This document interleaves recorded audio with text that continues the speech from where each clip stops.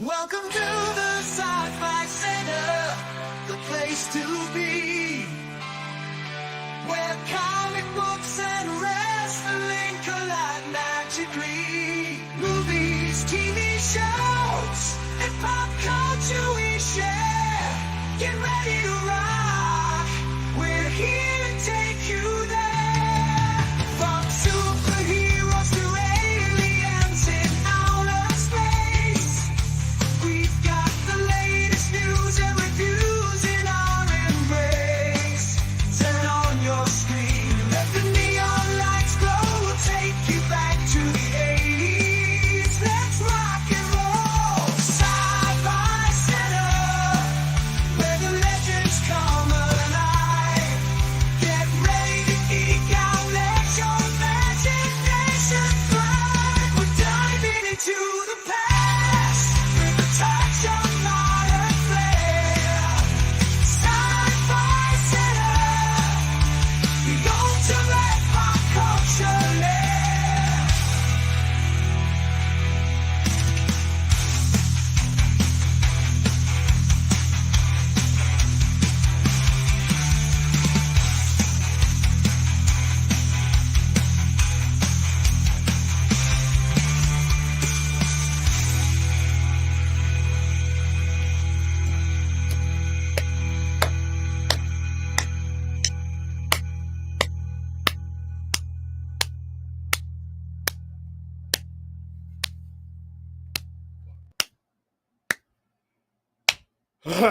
Welcome to Saturday.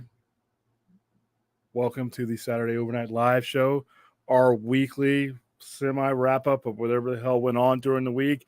Welcome back for those of you who are along with us for that epic 5-hour stream we pulled off earlier this afternoon with Terminators 1 and 2, along with episode 3 of Terminator Zero. One of the better things to come along Terminator wise in quite a while. Tonight's show and all of next week's shows are brought to you by our primary sponsor, other than myself, Warner Brothers Pictures. Beetlejuice, September 6th will be in theaters next Friday. For those of you locals, if you've been paying attention to the social media, you know that you have an opportunity, and we will be picking our winners tomorrow. For those of you who will be going to the special screening taking place at AMC Town Square this coming Tuesday, September 3rd. So just follow the directions, and you know what? If you're lucky, if you're one of the lucky undead, you'll be getting an email or a message from me. So keep an eye out on your inbox. All right. As always, you can support the show by either becoming a Patreon, becoming a member of this channel, or the easiest way is if you want to, you can always either leave a super chat, and we'll do our best. We so far so good. We've answered all of them. We're not like John Campia where we have to actually shut them off. We can handle it at this point. Hopefully we'll get there. But like I said, every bit of support that you guys give us goes to the channel, goes through making stuff better. It sends us places to cover things that I would not have been able to do. 2 conventions in a row in the month of July with San Diego Comic-Con, and then the very next week with the Star Trek convention. So these are things that I think enhance the channel, equipment, programming, things like that. So like I said, it's not like I'm rolling in a dough, making it rain, things like that. It actually goes into the channel. I think you guys can see the quality of the channel over the past 10 months has improved, along with our numbers, along with our audience. That's all because of the support we get. So welcoming to the show, Brad, co-host. Wow, somewhat on time today. Hey. Tonight's topics are the immense impact that Image Comics has had on the comic industry since they hit the pages in 1992. I was there when that happened. I opened my store up 2.5 years after Image became a thing, so I was right in the thick of it.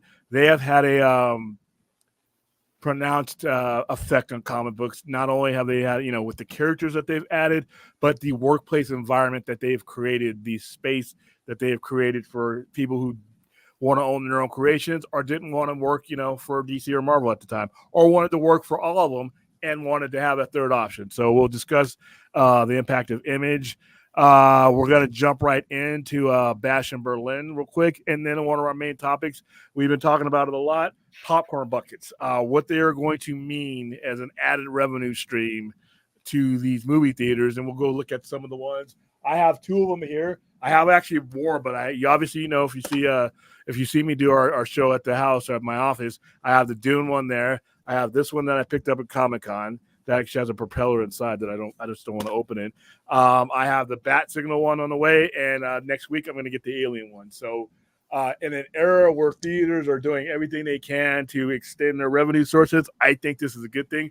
But we'll go over some of the pros and cons. There's only one real con: mass producing them to the point where people aren't price gouging online. That does the theaters no good. If you don't make enough in volume so that people can buy them, because they're dirt cheap to make, then and you're allowing the people who are going to charge $100 for these things online when you could make the mass money at the $35 and $40, a head, that's something that they got to fix. If you're going to do this and make something desirable, make enough of them. Your job as a theater is not to give two rats' asses about it being collectible to someone else. You're there to make the money and make sure everybody comes home happy. So we're going to discuss popcorn buckets. Brad, in order, just go ahead and hit the chat, and then while I get set up for basketball and get my screen ready. Right. It's on Nergos Nosa. We had, was on the Terminator watch party this a little bit ago. So is Aaron. How's it going, everybody? Clint was there with us too, just at the beginning, but yeah, Clint, the doc is most assuredly there. I didn't do it at the time. Great PLE this morning from WB. Can't wait for Bad Blood in October. Daryl says, William, thank you for finally discussing the original old school Image Comics universe. My favorites were Spawn, the Max Savage Dragon, the Wildcats, Cyberforce Gen 13, and Youngblood. I tried to fit as many of those in the thumbnail as possible, but there was only so much room. The Max, we've discussed the Max individually, how groundbreaking the Max was, but yeah, the Max was a big part of it. And see, I don't think Sam Keith gets an opportunity to do the Max with any other company. And see, I think it's like, if you wanted just a shorthand, if you wanted to you try to capture Image in just one image, you could have just used Spawn on his own, but obviously there's a lot more to Image. I didn't want to do that, and here's the reason why. Because it just feels like you're just talking about Todd McFarlane. Because to understand the company, it's more Todd McFarlane. Obviously, you know who he is in my heart. Todd McFarlane's Spawn was the forerunner, was the face of the company, but there was so much more, and I thought in order to give a real interpretation of what Image meant, even in 1992, there was a lot of kick-ass stuff. Gen 13 was probably some of the best stuff. That's where J. Scott Campbell became one of my favorite artists. I got to talk to him a couple of weeks ago about, we got to grow old together because we're roughly the same age, and he was starting out as an artist, hitting it big as I was opening my store. And I told him that the other day. It's like, dude, I feel like, your careers, obviously you're, a big time artist, but our careers as far as this genre started at the same time.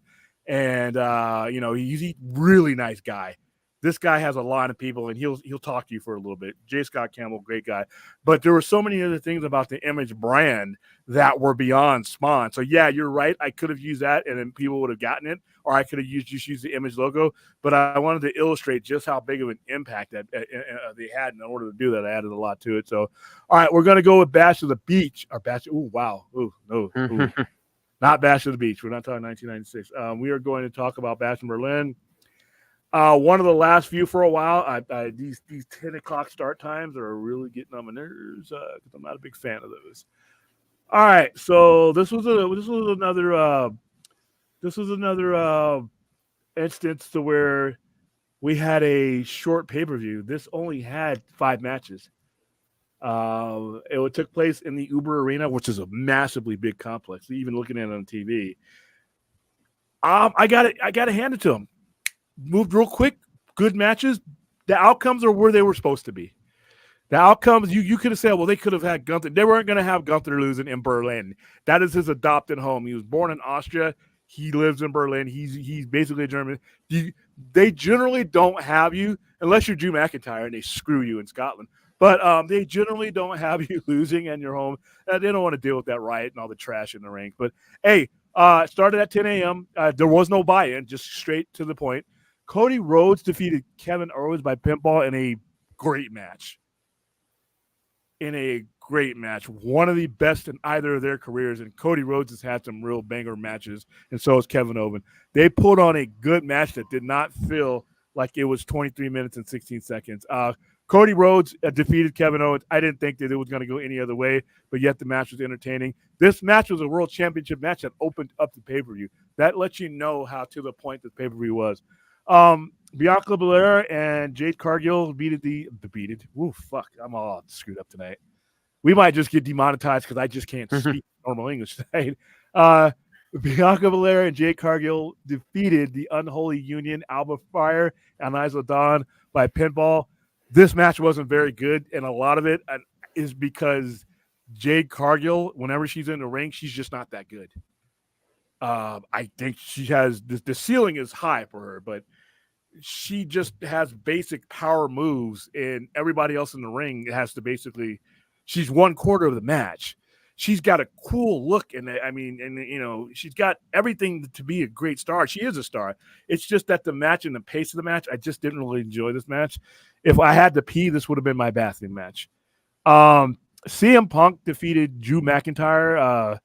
It was a strap match. Strap match for you old schoolers is where you have to touch each corner. You're strapped together, and the winner has to touch each corner consecutively without being broken up by the other person. I don't like these matches. They're too gimmicky. They're dumb. The last one I liked was like a Stan Hansen match like 30 years ago. That tells you how long I've been watching. However, it was the only thing to make this match watchable because these guys seem to face each other every week. Ended up being a good match. They told a story. You kind of knew who was going to win. CM Punk got his wife's bracelets back, and that was fine. And the Terror Twins, a match that was more entertaining than it had any business being. I don't like mixed tag matches because you gotta, you really have to switch out. You got two men in there that Dominic is like 200 some odd pounds, 260 pounds, and Damian Priest is huge. So you're in there with women that are 5 foot tall, 5'6". Granted, Rhea Ripley's, she's ripped still. It's hard to choreograph that without, hurting each other. This match was actually pretty good though. They did a good job of switching up. Rhea Ripley did moves on Dom, which was, he's supposed to be like a weenie type opportunist character. They told their story during that match. It lasted, if it would have lasted any more than the 14 minutes, 20 seconds that it did, I would have been like, okay, another bathroom break. Then we go to the main event, Randy Orton by technical loss to Gunther by technical submission. He basically choked him out, but if I can remember, this match was actually pretty good. The only thing I didn't like about the match is they played off injury angles, and I don't like when they do that. This match was good. It was predictable. A technical submission technically doesn't really take any heat off of Randy Orton, who's still hot. And you weren't going to have Gunther lose, and you were not going to have Gunther. Those people were fucking loaded already with beer. You think you would have had some fun getting out of 13,000 Germans when you just jobbed their guy out? Like I said, it barely worked when they did it with Drew McIntyre, but Rhea Ripley and Australia, it's just not going to happen. They don't do that. They like to please the crowds, in those situations. Plus, Gunther just got the title. This was his first defense. Wasn't going to lose this. I enjoyed this entire pay-per-view for what it was. This wasn't a WrestleMania or SummerSlam type event. It was a PLE, a tight one, a short one. Didn't, enough to where it got done. It's almost like they knew they were up against college football and they got it done. I gave it a solid B for, Other than that, anybody got it? I know my wrestling fandom is dedicated, but they're limited. You guys aren't all perfect. You guys aren't all be wrestling fans. But for those of you who are, what did you guys think about Bash in Berlin? Wow, I keep wanting to say Bash at the beach. Oof. By the way, Berlin. That was where I took my first breath on this planet Earth nearly a half a century ago. I was born in Berlin Army Hospital, about, I think, 300 feet away from Checkpoint Charlie, which is where, the other side of the wall, obviously at that time, was the Democratic Republic of Germany, East Germany. So, yeah, I was born when what was Berlin, West Germany, pretty much really close to where this was. Because, like I said, it's like in downtown Berlin. And like I said, where if you knew Berlin in the 70s, it was the wall, and then like the population points for West Berlin were right up against the wall, and they could do it because they knew nobody was coming over that wall to take them. So I was born in the Cold War, in the nerve spot of the Cold War, Berlin, Germany. All right, let's hit the chat. Anybody got anything for me on? Well, actually, we got a super chat from Dracula. So no question or comment. Always appreciated, man. Thank you very much. Thank you. Like I said, it helps. It helps with better top ramen. Now I can get top ramen and bologna. No, I'm just kidding. But no, it helps. Like I said, we got some stuff going on. But I think there's a lot of channels that get the support, and you never see the improvement. I think our channel's improved. I'm horrified, and I give myself nightmares when I go back beyond 10 months or 12 months. I don't want to see those streams, but I have to. I have to see the streams in order to make, to find out where I needed to get better with sound goes. I had to watch those streams to see how better our interaction is as far as like how we present the show. I had to go back and watch those ghetto streams to see what kind of lighting I needed, and to see that I needed a way better camera than the one that was poking out on that lousy HP Pavilion that I had.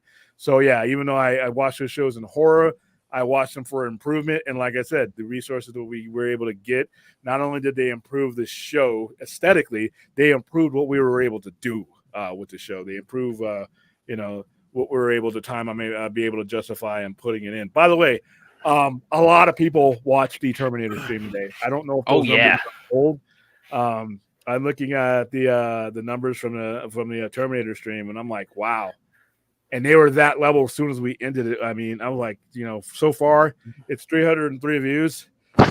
That may not seem like a lot in certain streams, but for a watch party, that's pretty good. Our Terminator's 315. Yeah, so you guys like Terminator. Yeah, I had a feeling that it was actually going to do pretty well as far as the audience we were going to draw for that. Prometheus. All of our watch parties are the lowest one so far is the one we just got done. Prometheus 333. The Crow. Remember the Crow we did late at night, right? We did late. Yeah, that was a weekday one. That was a weekday one. It was at 358. Let's see where we're at as far as like I said, our watch parties. You guys, hey, listen. And today was one where we really couldn't. We did the Vince did the stream inside the Discord, but I wasn't able to do it on Twitch because, like I said, I couldn't trust my internet connection. But thank you guys for made that a very highly watched stream today. Yes.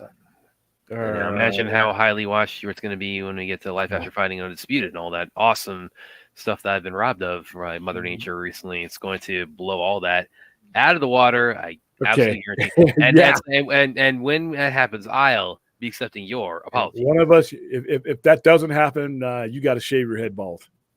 No, I'm not. Of course there you not. go. There you go.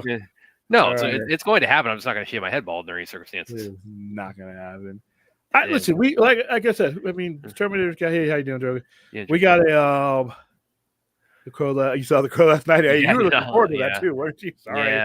Yeah, he was. I was I was hedging my bet on it. So and it's like, yeah, that's a huge letdown for me. And it's flopping big time. Yeah, it's a write-off. It's a write-off. If they're gonna get some money, they're gonna get some money from PVOD, things like that. But it is it's gonna lose some money. But like I said, Lionsgate will just write it off. Yeah, but it was very misguided how this reboot has been handled. Dracula has another super chat for us actually. Well, my guy, hopes to get you something more. Okay, thank you very much. It's like you just gave us like $7 in the super chat, man. Thank you, Dracula. Now we can get actual ramen from like Be It Noodle ramen. Brad, when Brad comes to Vegas, I'm taking him to the strip club too, by the way. And I'm going to push him into the champagne room. Nah, don't do that. Listen, you need more than 30 packs. I don't go to strip clubs simply because I'm cheap and it's a waste of money. You can't do anything. You're not leaving with the girl. Yeah. You can't touch the girl. And for some reason, they're going to have some hit. They're going to take all your cash. Yeah, in $1 bills too. Yeah, you might as well just go home and watch TV. So, but no, Brad, when we bring Brad out, you know what we should do next year, Brad? When we bring you out for Comic-Con? What's that? I should bring you through to Vegas, and then we leave from Vegas to go to Comic-Con. Yeah, that could be. No, well, because you said it's cheap to fly to Vegas, right? Yeah, it's Vegas. They don't want you blowing your money when you come to Vegas on plane tickets. If they could teleport you there like they live, Vegas will figure out a way to do that because they want you, once you get here, they want you gambling. They want you going to the clubs. They want you tipping. They want you tipping so that they don't have to pay a decent wage because you don't need one. When you're making tips, your wage is like taxes, dude. You don't need that shit. Aaron says William was born to a country. Yeah, kind of. Yeah, I am born in a country that exists in a different state. West Berlin, West Germany was a country.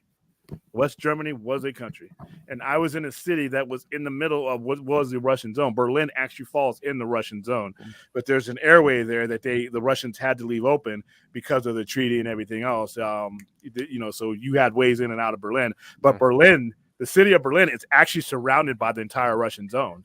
Yeah. And I've been to Berlin quite a few times myself when we lived there, but that was after the Cold War, so it's like there's no East Germany at that point. Nah, and like I said, I've been back too, and I went back to where I was born. You can actually Google it. It's actually still there. Berlin Army Hospital, I think it's still there. But yeah, I was born in a place that no longer exists. Like the one particular location I like to share. This is like a little bit of trivia because everybody if you've seen Air Force One, there there's the part where when the bad guys are taking or hijacking the plane, and the pilots try to land the plane on Ramstein Air Force Base. That's an actual base, and I've been there many times. In fact, that's Ramstein. That's Ramstein, isn't it? Yeah, Ramstein Air Force Base. That's an actual American base that's in Germany. I mean, and not only that, that's actually that base is where I saw Terminator 3 for the first time in the theater on that base. I actually enjoyed Terminator 3. Hey, let's get to this because I did not have a chance to, and this just happened earlier today. Listen, I'm going to be 100% transparent. Parent with you guys as I bring this up. I don't know who Fat Man Scoop was. I'm not very familiar with him. That either. Yeah. But rest in peace, dude. It doesn't matter if I knew who the hell you were. You clearly you met a lot to a lot of people. You met a lot to somebody. I mean, I got multiple people in the chat that know who he is. Fat Man Scoop is being remembered as a legend in the rap community. After his death, the rapper born Isaac Freeman III died at age fucking 53. Oh man, that's rough. After reportedly collapsing on August 30th during the Green and Gold Party summer party at Hamden, Connecticut. No cause of death at this time. His death was confirmed by his family on August 31st. That's just today. It was with profound sadness and with very heavy hearts that we share the news of the passing of legendary and iconic Fat Man Scoop. The Post read last night, the world lost a radiant soul, a beacon of light, and a light of stage in life. The statement remembered him as a world-class performer as well as a father, brother, uncle, and friend. He was the laughter of our lives and constant source of support, unwavering strength and courage. The Post continued, Fat Man Scoop was known to the world as an undisputed voice of the club. His music made us dance and embrace for more than 2 decades, Fat Man Scoop has contributed to the rap and hip-hop communities through original music and high-profile collaborations with Missy Elliott, Mariah Carey, and more artists.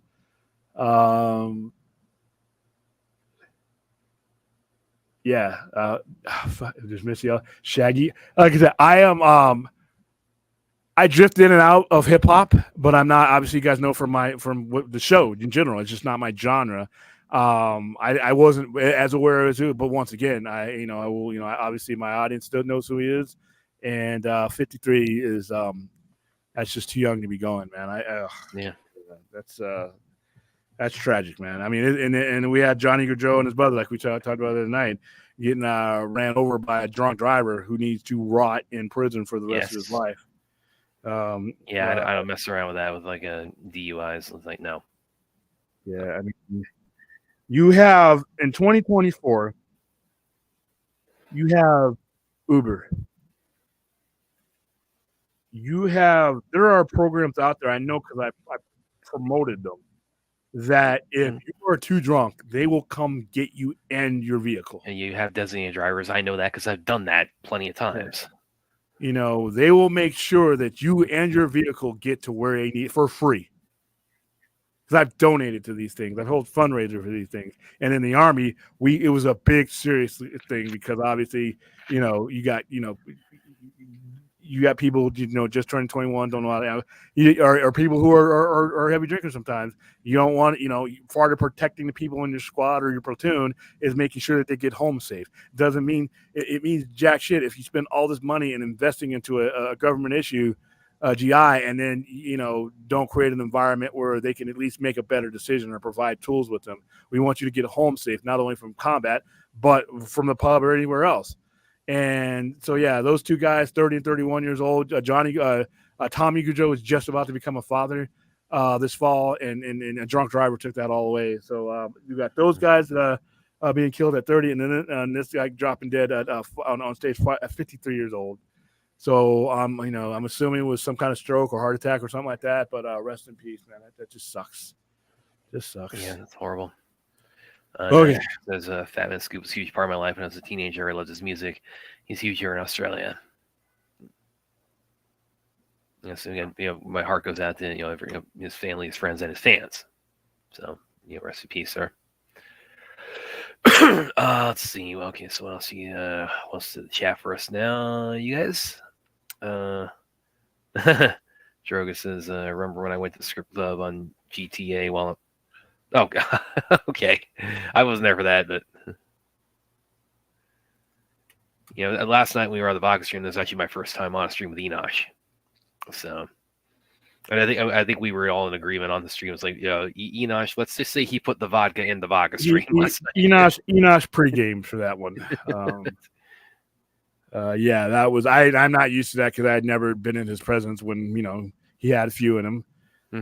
Like I said, he was dropping more F-bombs than I heard him drop the entire time that I've known him. Like I said, there's never been a rule in the lounge that you couldn't drop F-bombs, because Lord knows I dropped my fair share, but you always felt uncomfortable, even though he never said it. Just like, yeah, because he's a pastor, and you didn't want to. But yeah, I heard him last night. I'm like, okay. And then, he's a very liberal pastor, But you know what? That's what literally Dave sets the show up, so he does not intend. Dave has gotten hammered on his own show and been like, that's what it is. It's called it is as advertised, so I can't really knock a guy. It's just it was weird hearing that one though. Oh, you get what you pay for. Same for Jeremy. All right, Claudia, William Brad, thanks for having me. Oh, pleasure, man. Anytime. It wasn't my choice. I didn't want you. No, I'm just kidding, Claudia. I'm just kidding. Do not take me seriously. Yeah. You're welcome to come on here. Like I said, I know you're on the other side of the world, but if your schedule lines up, I'd love to have you on. So. Yeah, that was because Terminator. It's again, it was one where you thought of it's like, hey, we got a Terminator show on Netflix now that we want to dive on. Let's realize that the Sci-Fi Center has a Terminator watch party. Yeah, we're definitely going to use that, take this opportunity to amend that. So we did a double feature of in my perspective too, like the best action movies to the best sci-fi movies ever made, and Terminator 2. And we had I think it was during the it was during the first one. We definitely went down the rabbit hole on how time travel works as it's established within the context of Terminator. So that was that definitely took up a good probably 20 or 30 minutes. Yeah, we're gonna have to have another. I'm gonna have to have another time travel show because, like I said, the movie just can't happen by their rules. But we'll go into that one of these. Well, and that was something I asked William too when we were talking about it, because there's no set in stone rule in sci-fi of how time travel is to be, because there's different ways it's done. There's there's the concept of linear time. There's a time loop. There's a little bit more like the Flash, spaghetti, multiverse kind of theory with it. There's the idea that you can go back in time, change the past, and then you create branch timelines. And there's nothing fundamentally better or worse or right or wrong about any one approach. But the idea is that once you kind of plant your flag on this is the version of time travel that we're going by, then you need to adhere to the rules of that as you establish them. And Terminator is very kind of specific set of time travel rules it's operating on. That's definitely had again really a big discussion about that. So that was kind of fun. All right, Image Comics. Wow. Wait, before you get into that, real quick, very important thing that Dracula has made clear. as the head of that, we need to get that poser blade, take Walker blade in check. Yes, we all agree. Okay, back to Image Comics. All right. Well, Image Comics. This was a revolution back in 1992 when this happened. Every one of these guys was at the height of their game. That's what made it so for us as fans shocking, because you had Todd McFarlane, who literally 2 years earlier had put out this, and this was at the time one of the best, selling comic of all time. Jim Lee doing X-Men at the height of its sales. X-Men #1 at that time was the highest selling comic of all time. Mark Silvestri, who, in my opinion, put together one of the best artistic runs on X-Men.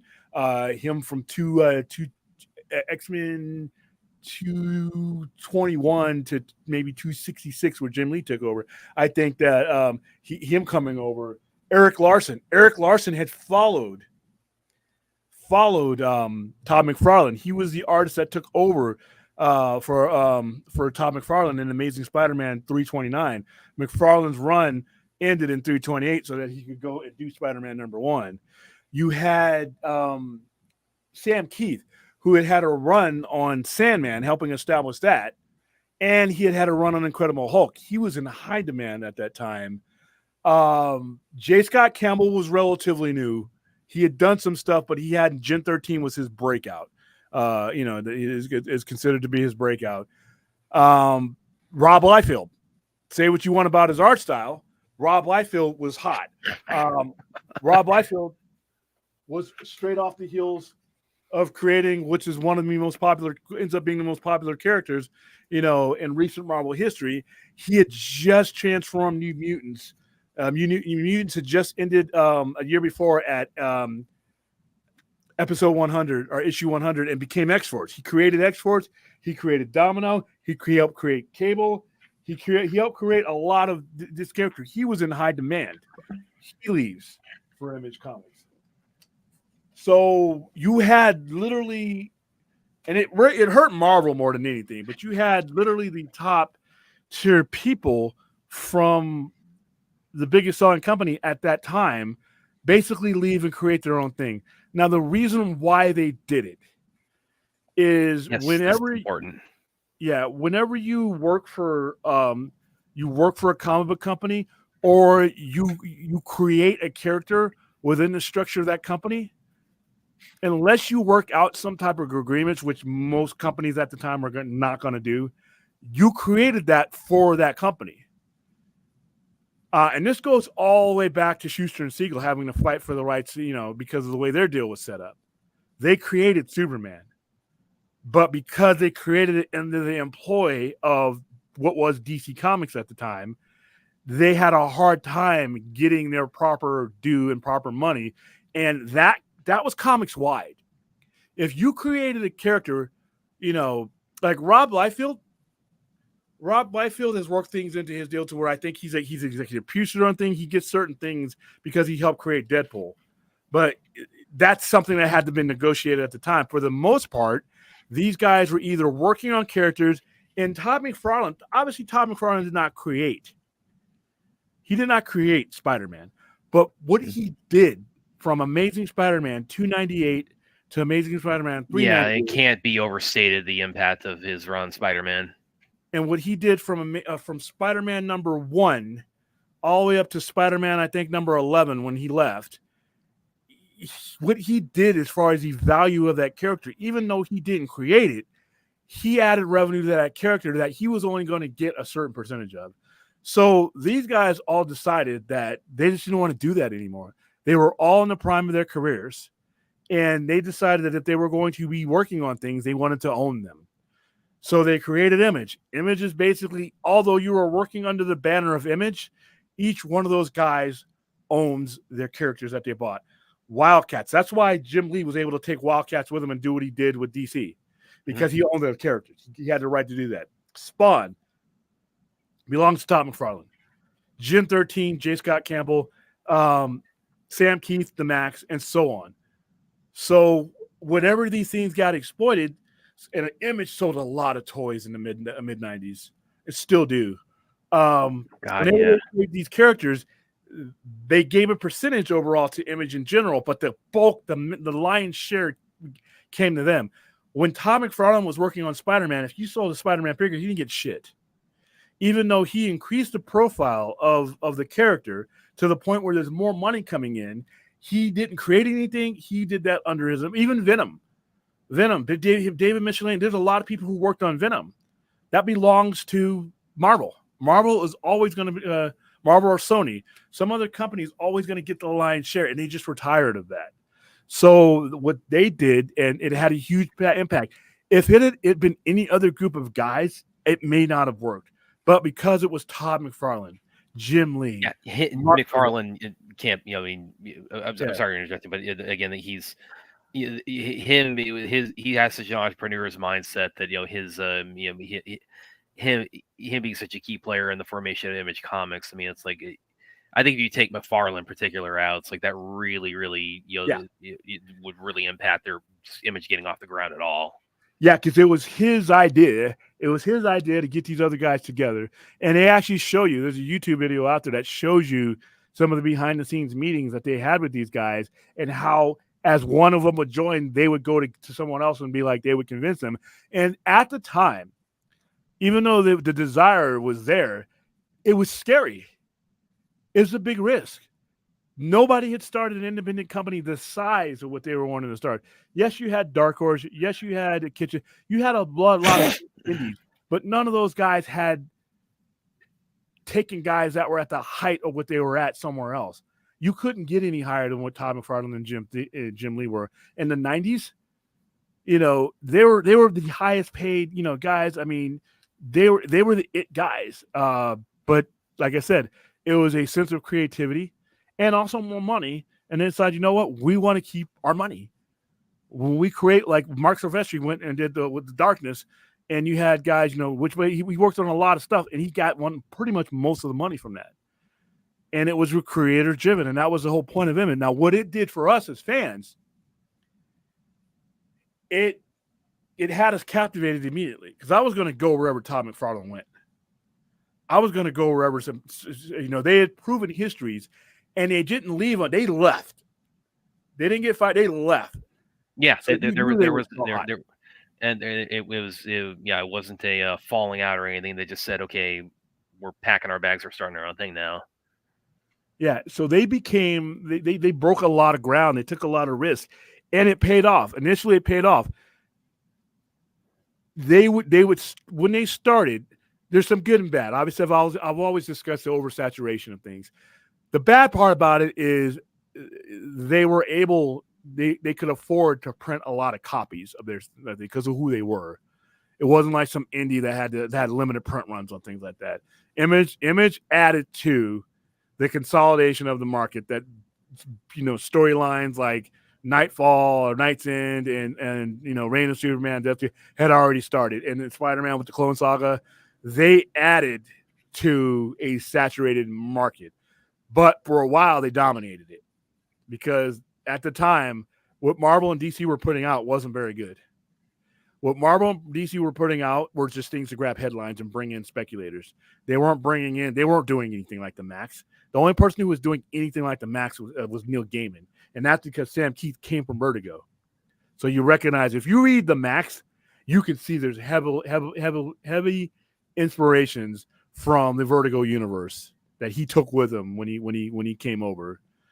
Todd McFarlane, for me personally, I'm not as big a fan of his artwork under Image as I was under Marvel, because under Image, the characters he created were darker characters, and I think that Todd McFarlane at his best he's at his best when he's using all four colors.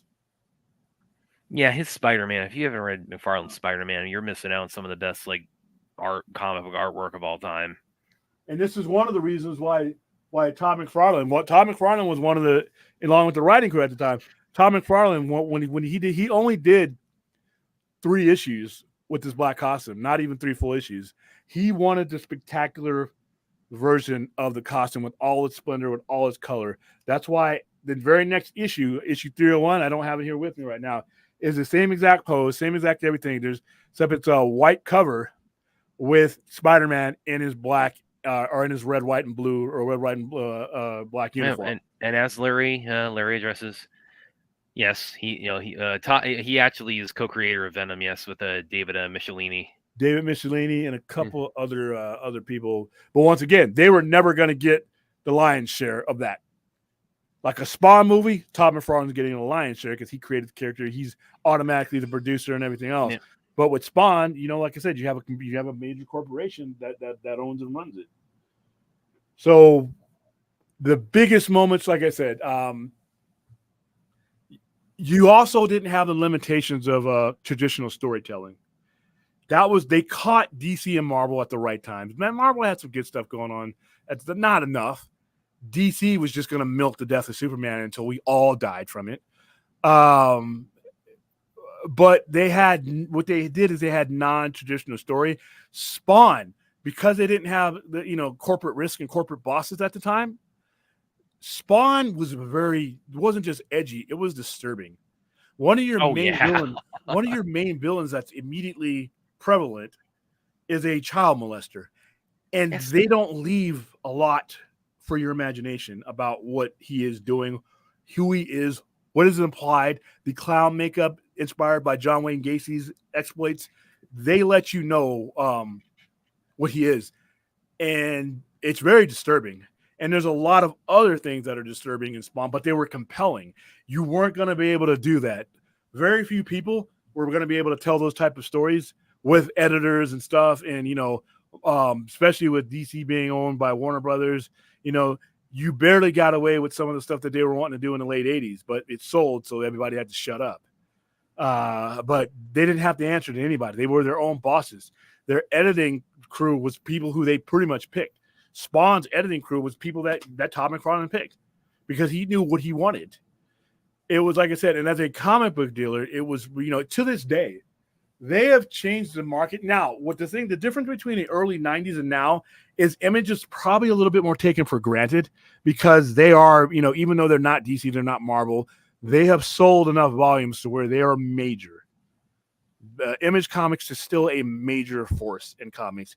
It has permeated our social landscape. Walking Dead, do I have Walking Dead up here? Shit, there was a time where I could just reach anywhere and grab a Walking Dead. But Walking Dead, there's a lot of people who don't even know not Walking Dead is a comic book. I still get to today. Invincible is another one. Image Comics. Obviously Spawn is huge. But just that alone, they've had a massive impact on I'm trying to look around my walls because I try to keep the classic variants, but Image doesn't necessarily fall into that. But even DC has Wildcats that originated. That was Jim Lee's creation back in the 90s. That was one of his best selling things. And when he left, because of the nature of Image Comics, he took his stuff with you. Now they're doing things. Hold on for a second. I hate when I come up with a topic and I'm surrounded by this shit, but I don't have. I should have. Aaron says, I like Todd McFarlane. I really would love to see a Spawn animated show in the same vein as Elizabeth. Yeah, I could be down for that too.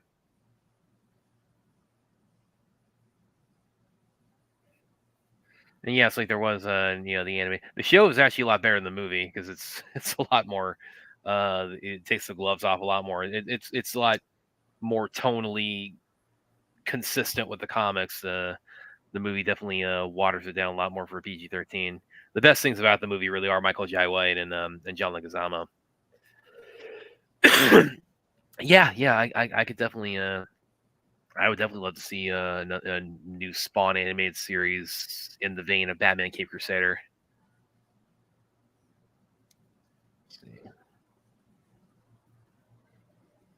Let's see. Mighty Rax says, Brad, will Invincible and Amazon adapt the issue with every Image hero like Spawn and the others? Are you asking me, will it? Or is like that? Did you mean to type William there? What's up, Brad? Will Invincible on Amazon adapt the issue? I don't know. Yeah, I don't have. That's within their writer's room, so we couldn't tell you that. All right, so here's what Image has grown into. they're now covering major IPs. They have the Transformers IP. They have a Cobra Commander. They have all the GI Joe IPs now. That is now Image. So they've gone from just creating their own stuff. Here's Destro. They've gone from just creating their own stuff to acquiring major IPs. Here's one of my better selling ones: Creature from the Black Lagoon. Ooh, yeah. That's a universal monster. So things like that, along with The Walking Dead. So they've worked their way into pop culture now. They've gone from a risk to pop culture. Yeah, and again, I think a lot of that goes to back to Todd McFarlane himself, because I mean, aside from his comic book work, and his artistic style that he's lent to characters like Batman and most of Spider-Man, and also what he did with Spawn. I mean, the dude is like, he's an entrepreneur. I mean, it's like he's got the iron in so many different fires. Not just from, and he said from the outset, it's like he's wanted to, when he started Image and when he created Spawn, he wanted to like build this out into something that could permeate like every medium of entertainment. He wanted to use like the comics as the foundation, but like get it into toys, get into video games, movies, TV, whatever. And he's really done. So I think Image Comics, he is, and I would go as far as to say really an indispensable player in Image Comics becoming what it's become.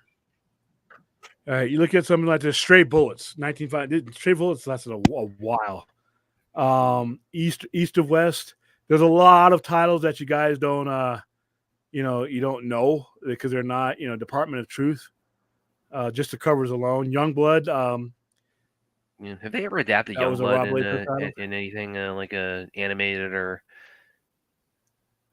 Not that I know of. Jupiter's Legacy. Witchblade is coming back. J. Scott Campbell actually did another. That was created by Mark Silvestri. That was huge. That got its own TV show, and I think according to J. Scott Campbell, they're working on another TV show for Witchblade. That got huge in the pop culture. Kick-Ass. Kick-Ass, yes. Kick-Ass, 2 movies. Kick-Ass, Mark Millar, John Romita Jr. John Romita Jr. was another one that jumped over later on. Yeah. John Romita Jr. is huge. Saga is a very popular comic. It's weird, but it's we're going Invincible 2018. That's a TV show now. I'm not a big fan of it, but it is. Walking Dead is obviously massive.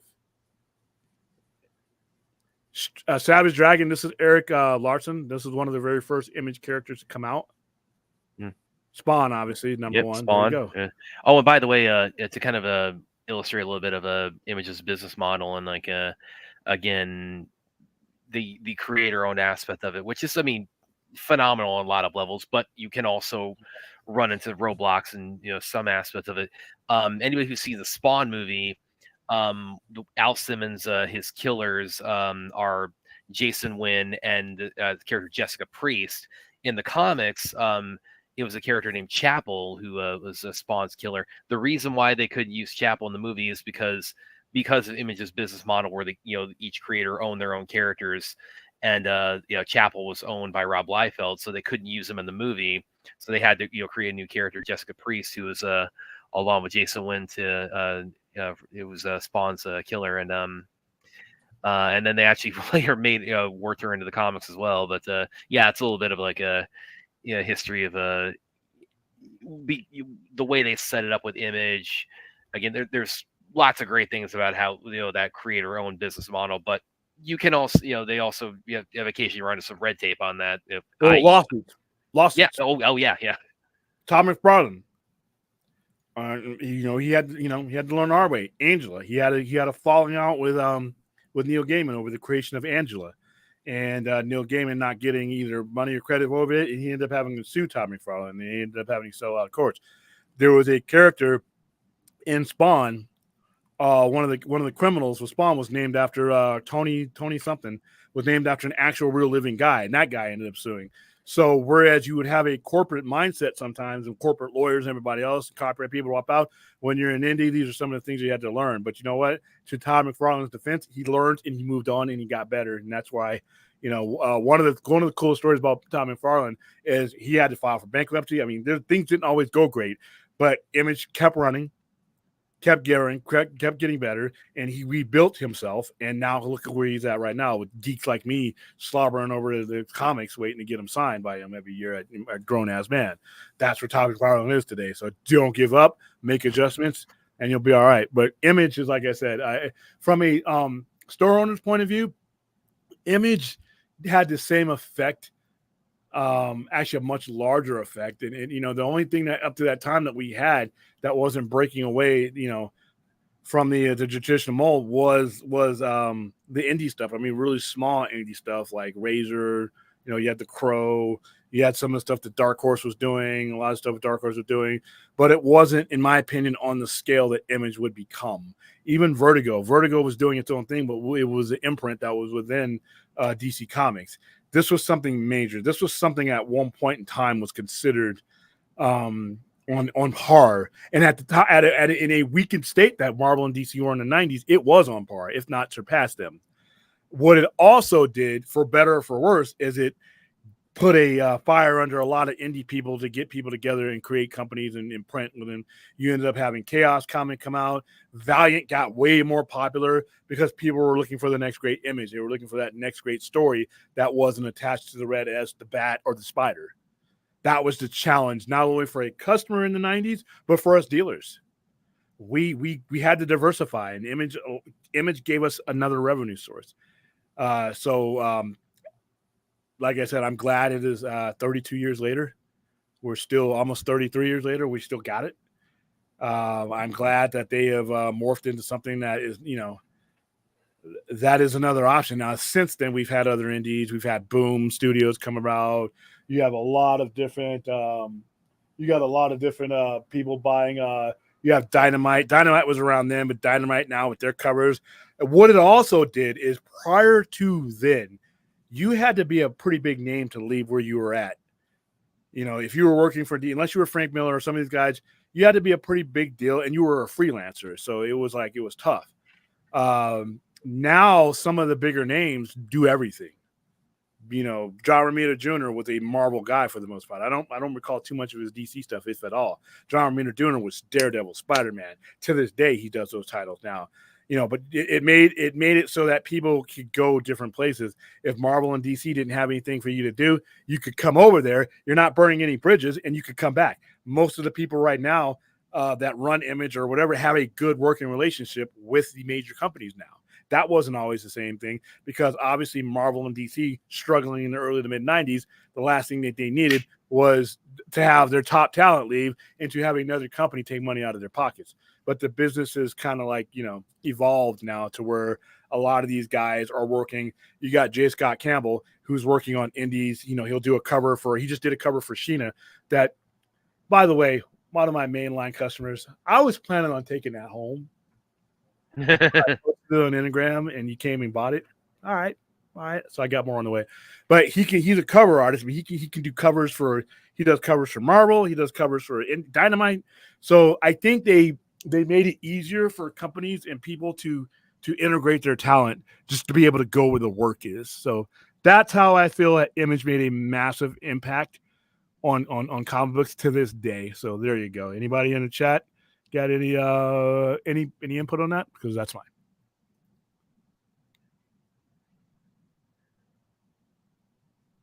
And no, they owned. No, they don't own them. They've gotten big enough they can license big IPs like that. They're from other independent entities. Yeah, if you look real close, Universal still owns it. It's just that Image has licensed the characters. McFarlane Toys. That's again their big business. It would start out he was making action figures strictly of Image characters. And now it's probably 80% of what McFarlane Toys does now. It's licensed. He does DC Marvel characters. He has Image characters. He has Movie Maniacs. Oh man, the Crow. Yeah, he and that's like God. I mean, I can't even imagine like how much McFarlane's probably pulling in from that like little pillar of his empire Big alone. business. The dude, half of his Comic-Con was dedicated to that. Here's the thing, though, Jim Lee. I obviously I know you're friends with Todd McFarlane. When you take my idea that I'm giving you for free, and I know you're watching. Are you talking about the Jim and Jim show? That, and when you make the Justice League, the Zack Snyder Justice League comic book, you need to have your boy on point with these. You can make so much money with that toy line. People will buy that. McFarlane. Oh man, I bet I can't. I bet he would love to sink his teeth into like doing a toy line of the. I want his Dark Side. Oh yeah. I want his Flash. I want his Granny Goodness. I want a Desaad. I want all. All of his just everything he would do on Apocalypse, everything he would do with the New Gods and the Furies. So yeah, he would kill it with a toy line. And he has the money to buy the licensing from them. Yeah. So that's income. And you guys listen.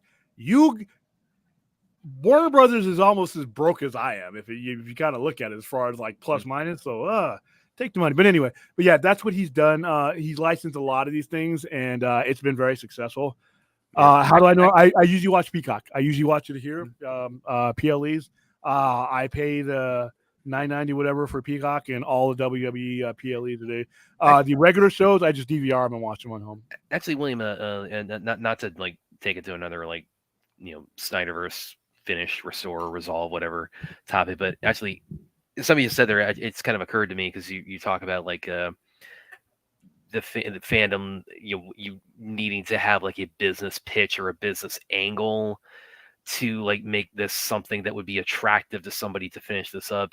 And it just the idea just kind of popped in my head. Now, this is not like kind of like the mainline thing of it, but if say they were to, if fans were to like approach Warner Brothers or DC with the idea of like look at the merch of the basically like the merchandising you're talking about that somebody like McFarlane could do off of the Nightmare, off of these characters as like a tie-in, to finishing this up.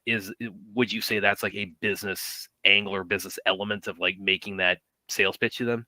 That would be part of it, because remember I built the self pitch a couple of months ago. Yeah, where basically I say, make the comic. Make the comic, the profit. You have nothing to lose by making the comic. I had the mosquitoes in here. Some of the fanboy boneheads are like, well, that's just going to bring the topic up and distract from James Gunn. I don't know who you guys are surrounding yourself with. I hope they aren't that stupid. I'm going to give you the benefit of the doubt that you're not that stupid and you're not surrounded by people that stupid. They'll be able to tell the difference. So a comic book, comparably to anything else you do, pennies on the dollar. And you got multiples, variants, all that kind of stuff. So that right there, that profit is right there, because the production cost to make a comic book is nothing. All right, so you have that, and then you have your money being made there. You have your toy line, because McFarlane pays you. Yeah, he pays you to be able to make the toys. Yeah, to do that. You cut a sweet deal with him. So right now, this thing's already profitable for those first two steps. All right, and then you just let it go from there. You come up with other merchandising deals. You come up with variant covers. You come up with things, and you measure it. You sit back and you measure all of those metrics. And when it gets to a certain point where you can monetize it further, you do that. But the first thing that they should do is, like I said, I don't even think animation is the right answer right now. I think the first thing you should do is tell this comic book story in a comic book first, so that you can gauge everything that you have in the motion picture universe that's based on a comic book for the most part came from a comic book. You're basing these things on IPs, so you have the IP tell that story. So because I remember like Mr. Stephen Colbert and I, Steve, you're watching. We actually used to talk about this a lot right when the movie came out of again how much stonewalling Warner Brothers was doing about doing anything further with it. One thing we used to talk about a lot is like, I mean, just on the Nightmare alone, I mean, just the Joker, the merchandising you could do out of that with like action figures or the playset, Halloween costumes, video games. I mean, we used to actually kind of joke about like, imagine like if they did like a that could be almost like a theme park, right? Like the Nightmare. I And don't know. Well, you have to get to that level. You'd have Yeah, to get yeah, to a level like that. But- You're talking about 8-9 years down the line, Yeah. possibly.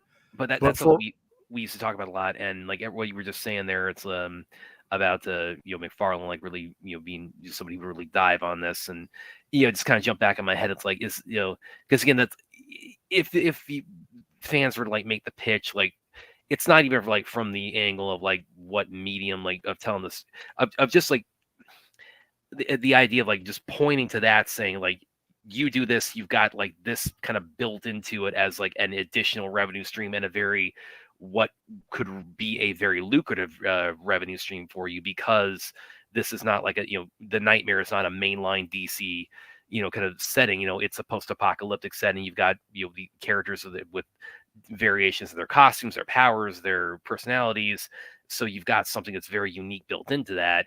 And by coming from the angle of you can use merchandise this from like so many different angles, so many different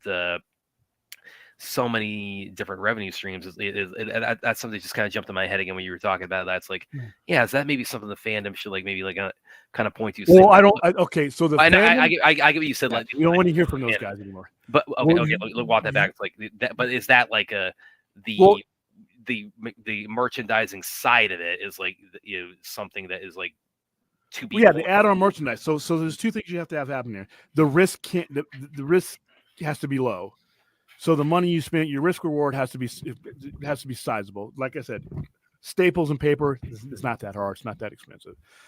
Now you add on the other things, but you have to go to the right people. So for me right now, there's two people that can make this happen: Scott Snyder and Jim Lee. Because even James Gunn has admitted he has no control over the comic book end of it things. Yeah, he has no control. Jim Lee is the man when it comes to. He's a chief content officer when it comes to that. So you would have to make it known to him and to that, this is something you would like to see. Now, if I'm Jim Lee, he should already be sampling this and saying, okay, look at those comic books we had with just a cover on it that sold out everywhere, that didn't even have anything about it in the storyline, but those variants sold well. So put out a one shot. Find a way to gauge the audience. Because when you're talking about comic books, okay, if it doesn't sell, you didn't risk so much on it that you're going to lose your ass. But if it does, you've taken a low risk scenario and you've made some money off it, and you've opened the door up to certain things. If I would have gotten to Jim Lee at Comic-Con, I would have talking about this. Yeah, but I would have probably, I'm YouTube nobody. There's other people that design. But if he comes out to Torpedo every now and then. Maybe I'll get down there. I'll be like, hey, I'm going to hand you something. I'm not going to do the email thing. I'm going to type out my shit. I'm going to hand it to him. Because it's easy just to go into the spam, never see it. Well, and he's already because he's done like the variant covers and like some of the animation promos and things. He's already in tight with Zach anyway, so it's not like he's even really easy to be reminded that much about like this is out there.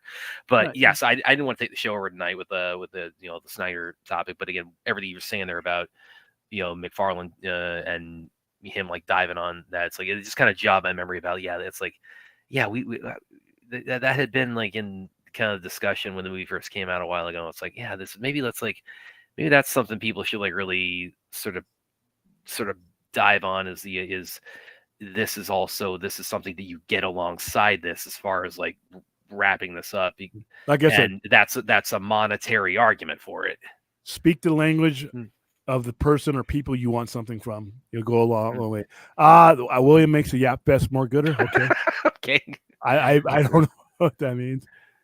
Okay. So you already finished Terminator Zero. Like I said, I'm going to slow down on that. Yeah. Well, who was it? It was damn. Why is it? Why am I forgetting who said they were? We were doing the Winter Watch Party. Happy birthday. Who was that? Just had a birthday. Happy birthday. Phil. Yeah, it was Phil who said he had just finished up Terminator Zero during the. Or he said he thinks it's the best Terminator. Thing at all since T2. So that's pretty high praise. So I've been to like one or two because I went with Army people and they wanted to go. So generally when you're out, in places like that, and we're on missions or we're on deployment or anything like that, you generally we have to stick together, and sometimes that means going places you really don't desire. Like I said, I didn't do anything. I was there, and I'm like, hey, you want to go to the champagne room? I'm like, oh, fuck no. That's $200 that I can already think of better things to spend it on. Food. I don't drink. I mean, so no, I'm too cheap. And plus, like I said, if I lay down money for something, I'm just not gonna have me sitting like this the whole time, and some big 400-pound dude slaps the shit out of you if you lift your hand. Fuck that. I'd rather go to the fucking arcade and lose all my money than do it there. At least I'm getting something out of it. So no, not Rational says, "Don't worry, William. I'm going to New York Comic Con if I see him. I'll ask him." Okay, yeah. There you go. Well, and like I said, Jim Lee is he's already been pretty plugged in. He's collaborated with Zach on a lot of these things. So Jim Lee, it's not even a matter of he needs to be made aware that the demand for this is out there. He's well aware of it. And with him being positioned within the company where he is, he damn well should be aware of it. So,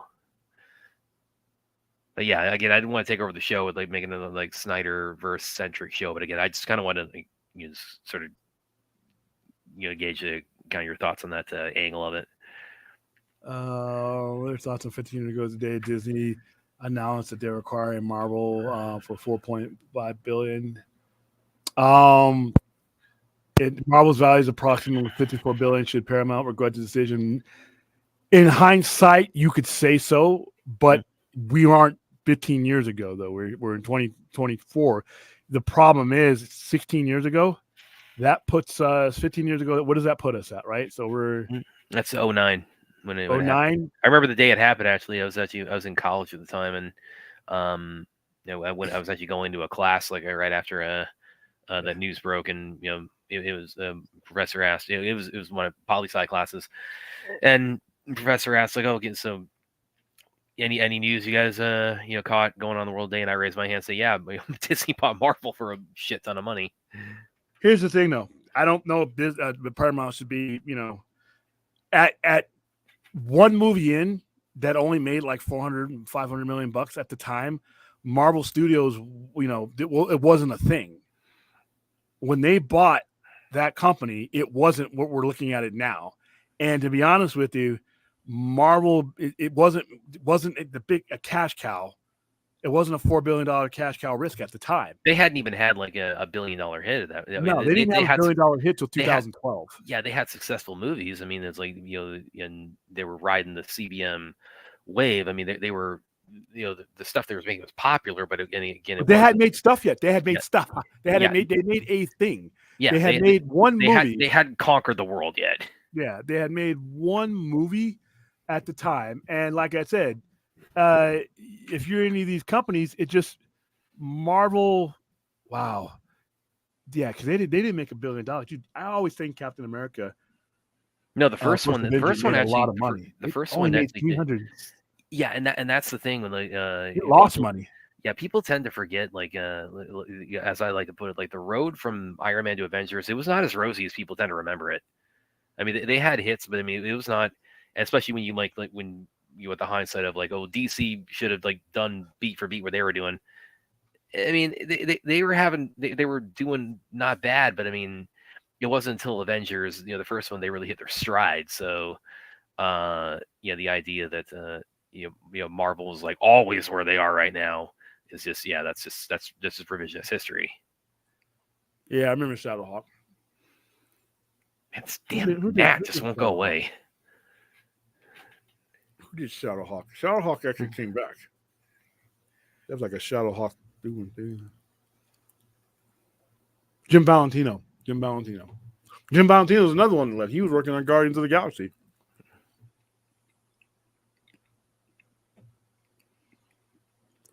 What else you guys got for us tonight? I went Kathy. I think you mean Granny Goodness or Yeah, Granny Goodness. She's too old though. She wouldn't have made. I don't think she'd make a bad choice for Granny. And that's the thing too, is because they have her as the CGI kind of a sort of stand-in at the end of the movie, so they gave themselves some kind of wiggle room for who as far as casting with that. So and I don't know. Do you think that would be mainly a voice role where they do a mocap like they did with Darkseid? And Nah, I think it depends on who you. If you got like a Gwendolyn Christie to play her, you wouldn't need it because she's 6'3" and she's very powerful build. Transformers is doing all right, but Transformers, aside from the movies, has always been a strong IP when it comes to comics. It's always been a valuable one. They have a new movie coming out that we're going to be promoting, Transformers 1, that might help things. But right now, they're covering the classic. They're covering the classic era, so I think they'll be safe there. And the classic era is always popular because it's got 4 generations built into it. Oh, here's a good one from Aaron. I saw you talk about this too. Like you were like, "Oh, thank God this didn't happen." That would have been a disaster for everyone involved. See, people are looking at things in hindsight of what Marvel and Disney are now and what they would have become had this happened. No.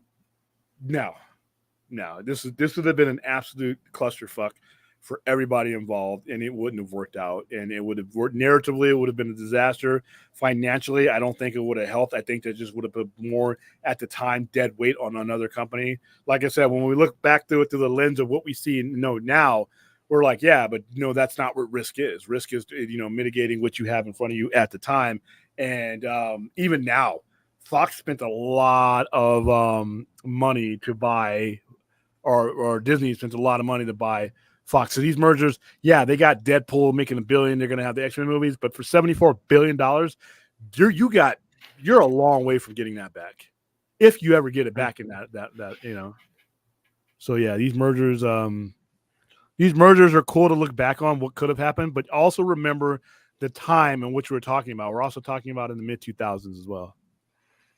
William Brad. I mean, if you think about it, the first 4 DCU movies made more money. Yeah, we've talked at length about how the studio could not recognize a win when they had it. Well, plus it was the timing too. What you were still doing the Dark Knight trilogy while Marvel was building. You literally released an epic, The Dark Knight, at least an epic performance. The Dark Knight came out in July 2008. Iron Man came out in 2008. So you weren't starting your shared universe. You still had another one of those movies to go.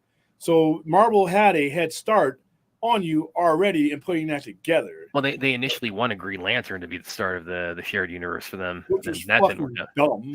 Yeah. You don't start, like I said, unless you have to. See, Marvel started it with a not Spider-Man or X-Men type of character because that's all they had. DC, if you have Superman or Batman, you start with Superman or Batman. They paid the price. They did. When they got it going the right way. Yeah. But yeah, like as we said, Chappie, it's like, yeah, they were, if they had stayed the course, we'd have it all by now. We'd be starting a reboot with no baggage, but we had idiots run the company, and here we are. No, it wouldn't have been. You don't want it to be similar to Fox because they lost money on the deal so far. They'll get their full value out of it over the course of time. $74 billion is a lot of money. You look at, they haven't even drawn one really other than Deadpool. So out of the $74 billion that they spent, it hasn't been an X-Men movie yet. We're just now getting a Fantastic Four movie. All right. So you bought them for, you bought them for more than that anyway, but still, it's still the quickest way to make that money back is going to be through those IPs. So I don't think it would have gone well, to be honest with you.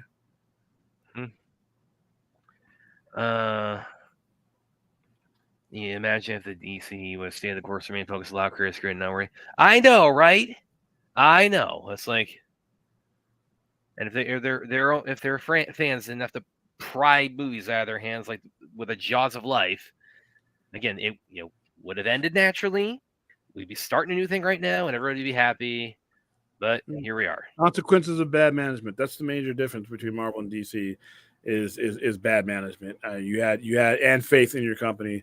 Marvel knows what they have in Kevin Feige, and they approach it that way. So, all right. He also says WB seems to be dead weight for every company that's purchased them in the past. Or yeah, probably true. Well, yeah, because nobody manages the company right to make it valuable as it should be. Ever since AOL, you've had the problem. I'm looking at their stock right now too, because again, it went up a bit from when I wrote one of my features kind of talking about this recently, but not by much. It went up by like cents. So their stock right now is $7.84 a share. So okay, that's improved, but yeah, I mean it's not even double digits, and it hasn't been double digits for how long now? There's a chart that shows you the last time it was. Yeah, I think the highest it's been in quite a while has been $11 maybe. oh God. All right, next topic. Something that's near and dear to me as a collector. Hmm. Here we go. Popcorn buckets. Woohoo! Oh, and it's becoming quite a thing now, isn't it? This is a $40 purchase, Really, $40? and Wow. they sold out. So, if you had more, you probably could have sold. You're not gonna. People are not. You're going to eventually sell out, but it should be a lot harder than just showing up to the theater and they're already gone. This is kind of creepy because look at those eyes on that thing, man. This is. If you haven't seen the movie, that this is pertinent to the movie itself. This is not just something they just did for the hell of it. Yeah, he's in the movie. Look at those creepy eyes, dude. And like I said, there's a propeller on top of the head, and he floats, and you see him. And stuff. This is an actual functioning skull that they overlaid this on. And then you take the top off, and then you put the popcorn in. I have not put any popcorn in this or any of my other ones. And then obviously, if you guys were watching Terminator today, and you've seen my social media, I just made my day because my day was going kind of. Yeah. Oh, this is one of the coolest ones we've gotten yet, I think, because it's like, I mean, this is like the actual bat signal. Like you could actually call Batman with this thing. Here you go. I think you put. Look at this. Look at how big that is. I think you put the popcorn in here. Sure. And again, it turns on. Not that I'm ever going to put popcorn in it, but It actually turns on. I don't know how to open it, and I don't want to break it. So, we're gonna show you this real quick. Hold on. We're gonna turn the lights off.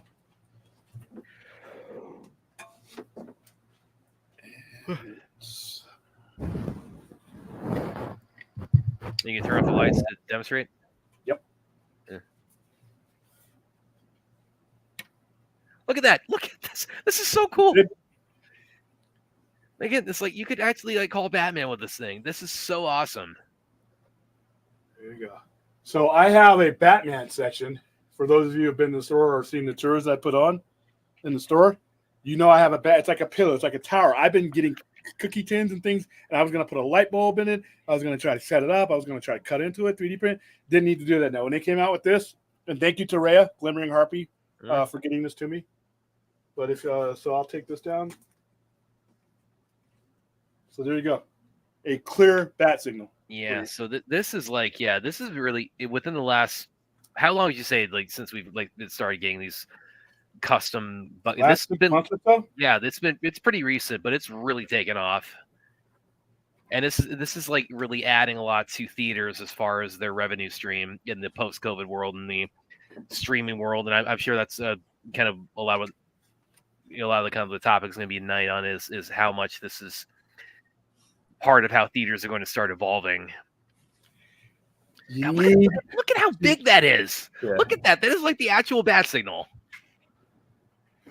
You got to make more. The limited quantity shit is for the birds. If you want to make money, you got to make sure that there are plenty of these out there at the theater. Yeah, you can get the revenue if you do it online. That's fine. Getting me to get off my ass to come to your theater and see your movie right now, when you got streaming, you got PVOD, you got people with cost cutting things like that.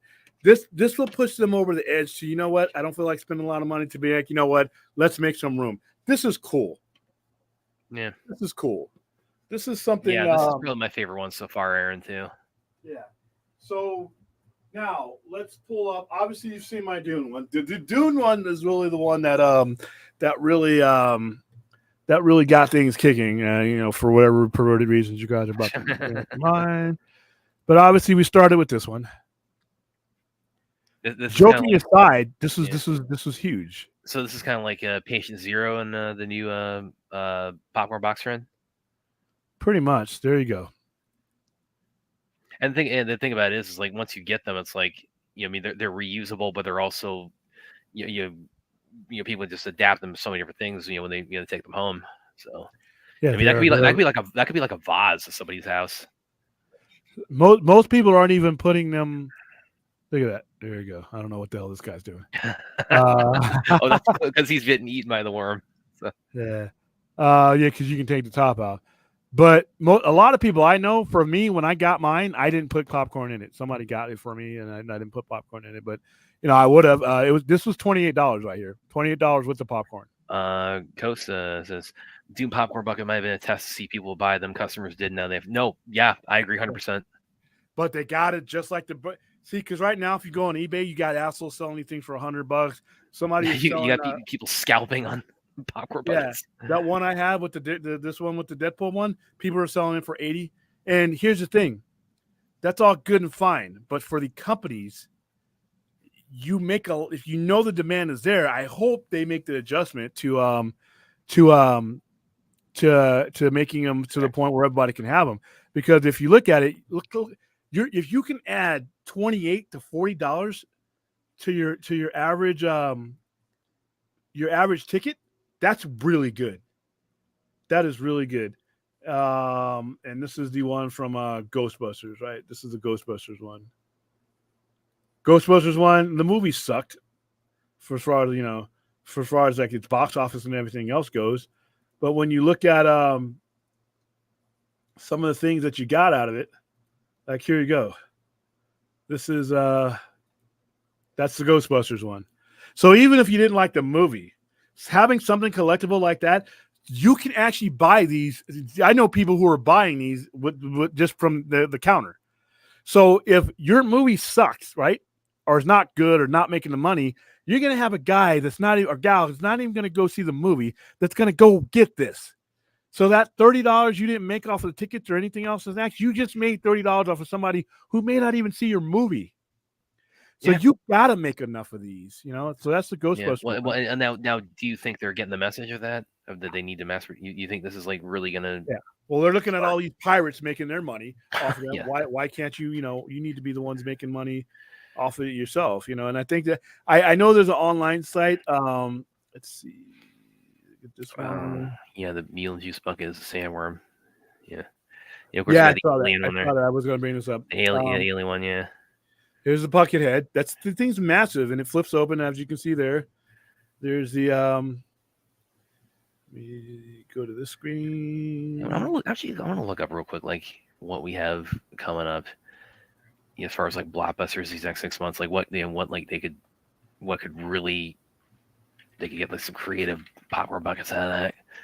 Yeah, I'm getting one of these this Wednesday. I'm going to get one because these are really, some of these designs are just so cool. Look at that.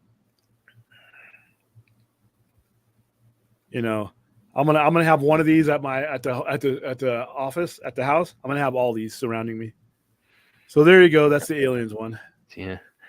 And it jumps in my head again. I mean, not to bring it back to Snyderverse stuff, but I mean, there you go. It's like, is that like something that's like also they could, kind of cash in on?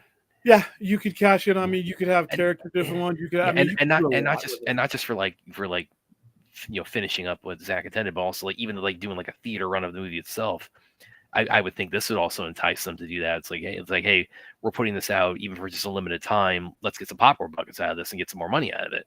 All depends on how much it will cost to put it out in the theater versus what you could make. And then hold on, because you got the alien one with the facehugger ones. The one I'm gonna grab another one of those too. I'm gonna grab one of those this Wednesdays. Joker, do you think Joker is gonna have any? Maybe. I would think so. I mean, how far in advance do they announce they're doing these usually? About a month. Okay, so we got about a month till Joker now. So I guess, I think they are confirmed to be doing one for Terrifier 3. So much to Root's delight, I'm sure. They're going to get in a lot of trouble with that one, but hey. Oh yeah. Venom, Venom. They definitely can get some Venom Last Dance. So I'm getting one of these this Wednesday. This is the one that they had with the actual facehugger on the actual bucket there. Yeah. They can also, it looks like maybe they also do with like drink cups too. Yeah, they did the drink cup with the alien. Now this guy's selling them for cheap. These ones, so now they made more of these. They made more of these than the last one. So can you kind of see that? Hold on, let me stop this so that you can see.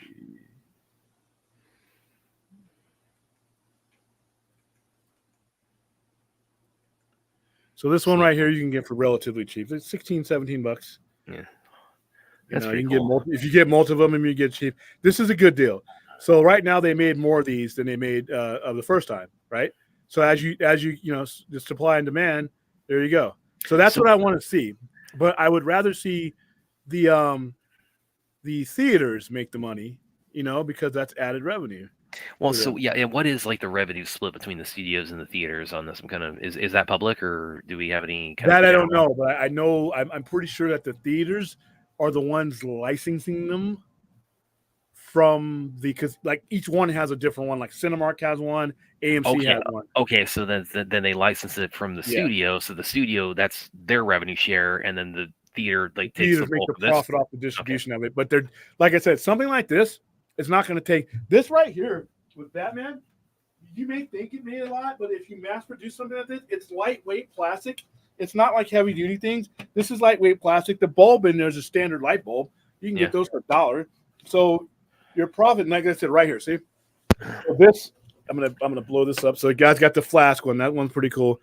But I'm gonna come up here and we'll look real close there. Yeah. See at the top? Yeah, That's who owns this license for this. AMC, yeah. Yep. So they're making money.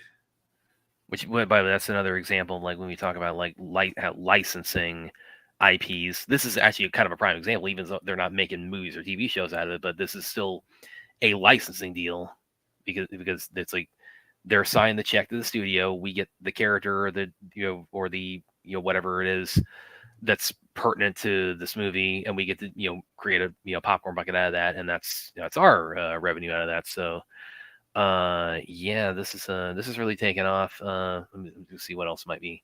Gladiator 2, I think If that website I sent you, I sent a link that has all the alien ones on it. If they're there, if there's still enough of them when I get it, I'll grab you one. yeah, I need to start getting some of these myself. Let's see, Yeah, so far I got 3. I got the Batman, I got Deadpool. I got the last of the Deadpool ones because the Deadpool ones actually had Aaron. I bet they're kicking themselves the fact they didn't have this for the Barbenheimer phenomenon. Yeah, I think they did all right though. but man, they could have added. I mean, like you say, get greedy sometimes. Yeah, It's like they could take all the money. They could have added even. I mean, they were just rolling in the cash from that. So it's like imagine. Well, Oppenheimer, you really could have gone crazy with. You could have actually had the bomb. You could have had like a Batman mushroom cloud one. Had the bomb. They're doing that one. So Barbie, you could have like the house or the car, or stuff like that. Yeah, so you had here's some full selling that Deadpool one for 80. See the one I got there? They got it up here for 95. These are the two. These are the two that are the ones that came out. Look kind of silly. Then you had those. See, different theaters had different ones. So that's what I mean by them licensing. This is the one I got. That's what it looks like with the propeller on the head. And then you have some guy on here, right here, selling it for $80, $95. It's a $40 thing. So like I said, scalpers. Yeah. But like I said, the theaters, it looks like with the Alien one, that one with the one that's creeping around the big bucket, that one you can get for $15 or $20. So now, if you start to mass produce them like that, anytime you can add $15 to $20 to your average ticket sale, because you're probably not going to just do it one time. You're probably the family. You think the kids are gonna take you get one for one kid and not the other, and you want one. So guess what you just did? You just added $100 and some odd on to the ticket. And now, if people know that this is going to be there, they're going to add this into their forecast. They're not going to be, it's going to cost me $125. They're going to say it's like, okay, I'm going to budget for that now. Yeah, I'm going to budget for this because this is a fun night out, and it's a feel good thing when you leave the movie theaters with it. So yeah, I think these are huge. I think this is a huge moment for. I agree. These guys, and like I said, I hope they take advantage of it. I think the most important thing for let's see. Hold on. Let's see. I'm going to AMC's shop to see what they got, because some of the actual AMC, some of the websites like the Cinema, they actually have some of them left. So like this one is this one's sold out. Notify me when it available. So you can pre-order these now. $39. And so they're making more of them. So what they did is during the initial run of some of these things, they only had so many ready at that time, but they're not stopping the manufacture of them. The Deadpool one is still coming back. So that's good money. That's good money. I think this is if they take advantage of this, I don't think if it's up to me, Sky's the limit, for what they can do out of this. Yeah. I look at what I got coming out. I make sure, because each theater can license its own version. Yeah. Yes. So you see the one for Deadpool. Like I said, there's ones for Deadpool. Obviously, the big one was the Wolverine with its mouth open and the Deadpool with its mouth open. These ones right here. These are the big ones. These were gone by the time me, Phil, and Ray got to the theater. If they even had these, like I said, one of the it wasn't. Every theater didn't have the same one. So there you go. No, we got to start making some again that are less memeable, maybe. Yeah. Well, they knew what the hell they were doing. Yeah. Well, with this movie certainly, but yeah. The other one, you know what? That drove up the demand for the Dune one. So, all right. So that covers all of our thumbnails. Mighty Rex says there should be. Oh yeah, hit normal sized body and like his hand like this, it'll be a giant hand. There should be a Galactus head. There's got to be a Galactus. Yeah, they've got to do that. And people have asked how would you do a Superman one? I think it'll just probably be just shield and just open it up and the popcorn's in there. Well, if I did the shield, okay. So depending on which one I did, if I did one from the Snyder stuff, I would do that button that thing. The flash drives, I call it. Yeah, I would have that for Superman. For the Flash, it'd be a giant ring, and when you opened it up, you have a little costume. For Batman, I would do the same thing I was going to do for all the DVD releases. So Batman would have the Batmobile, that Batmobile that's in from BBS. Yeah. Wonder Woman could have a sword lasso type of situation. Her shield, like the top of the bucket is her shield, and then her sword is in the shield. So you could do that. Aquaman, you could have his costume. I mean, you could have a trident. You could have the bucket with a trident. You could have all kinds of stuff. There's all kinds of shit you can do. James Gunn could do the same thing too. James Gunn could do it on his. Yeah, exactly. So and that's kind of what I was alluding to earlier. It's man, is that something else? So all these things that are not necessarily directly here's how you finish the story itself, but also here's things that you can plug into doing that can get you a lot of money out of that would incentivize you to do that. That's kind of an angle that just sort of popped in my head when we started talking about all this. Your brain either goes to one or two places. It's going to the Snyderverse or it's going to the raid. Well, goes to Life After Fighting now too. Oh jeez. Yeah. Aaron says, "I wonder what." Oh yeah, I bet they're gonna do some pretty cool ones out of that. I would. I don't see any reason not. That the one. Dud movie. Oh, that one probably. I bet they could probably have several because they have so many different dinosaurs they could do with that. There's not a lot you can do with just the S though. What would be the S shield? Is what it would be. This would be the S shield, and so. How would you? I don't know. Maybe. That all depends on what focus. I mean, obviously you have. For me, I'd have Darkseid's head. Yeah, his eyes would light up. His eyes would light up. I know. I'd want to do one like the one that Scott got. Of the Darkseid on his throne. I'd have a popcorn bucket version of that. That'd be a good. Say again? That might be too expensive to make. You think so? Yeah, because you have separate components. Well, we only need to make it that big, but yeah. I would have.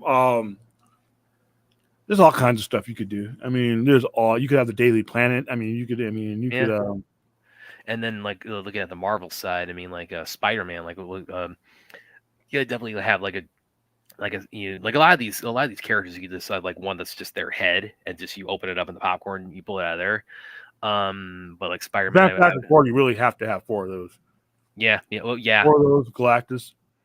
But I would imagine Spider-Man, what would be? Imagine if they did a re-release of No Way Home, and you had one for Toby, one for Andrew, one for Tom. That's the way you would do it. Yeah. You're leaving money on the table if you don't. Let's see. But I'm trying to think. How else could you get creative with Spider-Man? Maybe just the spider emblem by itself. No, you'd have to do his head. Yeah. Well, again, most of these characters, kind of like a good baseline they could have from it is like just use their head as the bucket, but then like other ones you could like have other ideas kind of come out from it. Like Spider-Man, that's a here's an interesting. What if you did like a transparent bucket for Spider-Man, like a transparent bucket, and that's encased in web fluid, where it's like it's got webbing all around it. Oh, for the butter. Oh, you Yeah. got which one did you get, Music Man? No, I mean like the outside, like No, I'm answering this question. Or what? Yeah. I just wonder what kind of bucket you got. Yeah. Go ahead. I'm talking for Spider-Man. The bucket would be transparent, and then you would have on the outside of it, you would have like the outer lining of it be like a webbing. So it would be like the web pattern that's on his suit. You would have that on like the outside of a transparent bucket. Yeah, there's a lot you could do with them. And like I said, there's just money. There's money. Yeah, exactly. Superman bucket S shield opens in the center, one side to the left and one side. Yeah, exactly. Open it like that. He's talking I'd about have like to see that. Yeah, I'd have to see that. what he's talking about is like you would have like a dividing line down the middle of it, and then you just kind of have like these two little doors you open, and like one opens this way and one opens that way. Yeah, Transformers you could do a lot with. Yeah, I'm looking up like what we got coming up this year. Like Sonic, I bet they're gonna do something with Sonic. Probably gonna do something with the Lion King. I could. You think they'll do anything with Gladiator too? That's tough. I mean, I would do it for all of them simply because you're talking about there's going to be collectors who buy them all, and then you're going to have people who are genre people that only buy those. You could actually maybe with Gladiator, you could do like one that's the Coliseum. Yeah, like the Coliseum is your bucket, so you do that. I'm looking up like what else is coming up that you could theoretically like have a pretty cool bucket design out of it. So this next year, what do we got? How you doing? All right. Good. Take a look around. I'm here. Here for a while. Captain America: Brave New World. They gotta do something with Red Hulk. Yeah, that's the Shield. Red Hulk, Shield, Shield, everything. Yeah, you could do them all. Let's see. So, yes, there's a lot of potential with this. I want the Shield, and if they do Thor, just all kinds of stuff, man. But like I said, you're adding, revenue. You're bringing people to the theater, and you're making up for some of those people who might not come out at all. You're getting more money per unit, so you're taking a brunt from. So I think this should be the way. Will it save theaters? No, but it'll help. Anytime you create a revenue stream, it helps. It's one building block, or that you can add to like how they're going to evolve in the post-COVID age and the post-streaming age. This is one thing, exactly. and like what William said, is that once you start enticing people with this, the mindset is going to flip from it's like, okay, it's too expensive, to now it's like, okay, this is a fun thing to do. Let's budget for this. So yeah, and you just once you make enough of them, you can eliminate, just like what he's saying here. You will never you will have your collectors. One of the buyers and one resellers need to increase in volume to minimize. Exactly. They can do that. They can do that. I think you will see them start doing that because, like I said, the more I sell, the profit margin on these things is nothing, dude. They did not pay that much to have that Batman, that Signal made. They did not pay that much. Maybe this Deadpool one, because there's some rubber, but for the most part, I guarantee you the markup on this thing is massive. So why not mass produce them? You know what I mean? Yeah. What we got there? Oh, Rational says a Gladiator helmet bucket. Yeah, I could see that. He had a good run. On the New Frontier. The New Frontier. The New Frontier is great. New Frontier is great. I hope that the New Frontier, they actually do something live action with New Frontier. I would love to see that, but I don't think it's gonna happen. You never know, dude. I never thought I'd see Christopher Pike. It's true. And I've gotten they're going to end up being the best, in my opinion, after Voyager. After it's all said and done with Strange New World, Strange New World will probably end up being my favorite Star Trek show. I that. Yeah. So I am so 16 even.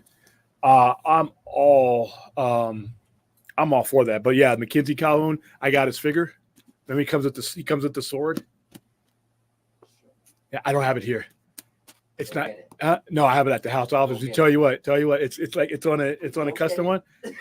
I'll wait right here for you. No, but you can get them online now.